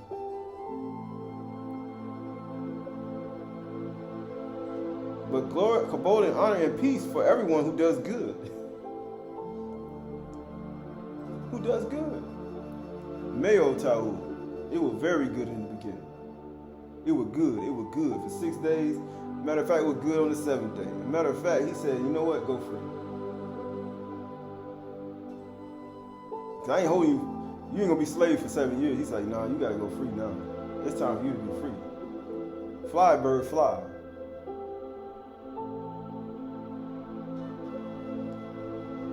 It says peace for everyone who does good, to the Yehudi first, and also to the nations. For Elohim shows no partiality. You don't. See, that's the thing. If you do good and you are the nations, if you do good, you are the other people, and you do good and you are Yehudi. Yahuwah is like, I'm not a respected person, right? But this is go back to Jeremiah chapter 34, and we end it right here. Jeremiah chapter 34.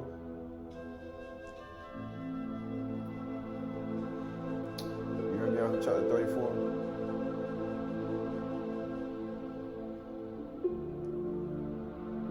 Jeremiah chapter 34.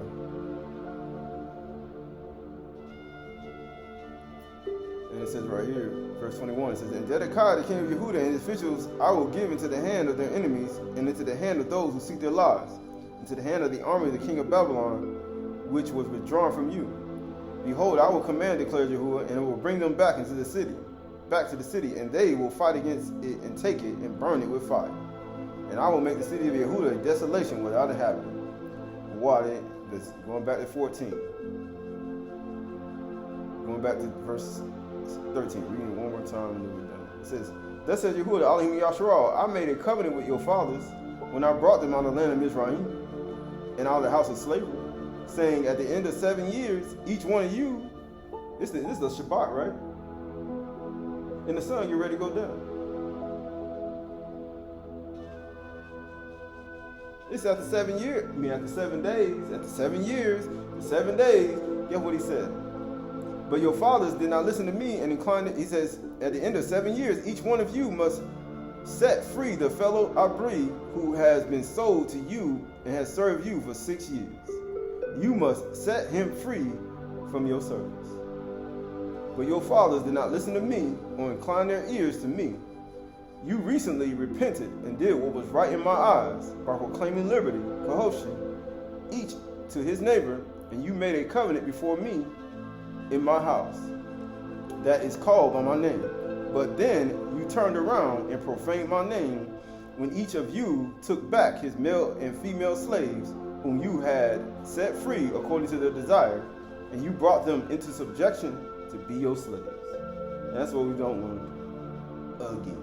Right? Then you put on Yahushua Mashiach, then you put on his, mercy of Yahushua, and you put on his death. And you no longer be according to your old man, but you be resurrected to your new man, right? To your actual new human being, right? This is the last thing it's part of my mind I have to say. So this is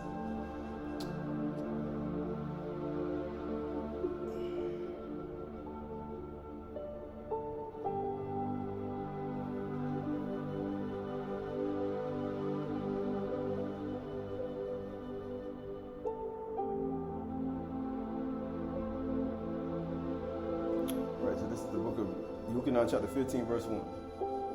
Yuchanan chapter 15 verse 1. John chapter 15 verse 1. It says, I am the true vine, my Father is the vine dresser. Every branch in me that does not bear fruit, he takes away. And every branch that does not bear fruit, he prunes, that it may bear more fruit. Already you are clean by the word, because of the word that I have spoken to you. Abide in me, and I in you. As a branch cannot bear fruit by itself unless it abide in the vine, neither can you unless you abide in me. You can't set nobody free, because you got to be in him, and you got to put him on in order to set people free. Because whom the Son sets free, you are free indeed. But if you don't be in him, guess what happens? I am the vine, verse 5, and you are the branches. Whoever abides in me and I in him, he it is that bears much fruit. For apart from me, you can do nothing. You can't let nobody go free unless you have put me on. It's impossible.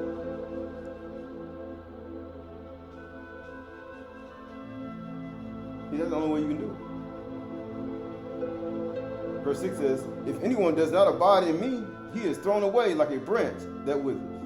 And the branches are gathered and what? And thrown into the fire and burned, because our Elohim Yahuwah is a consuming fire.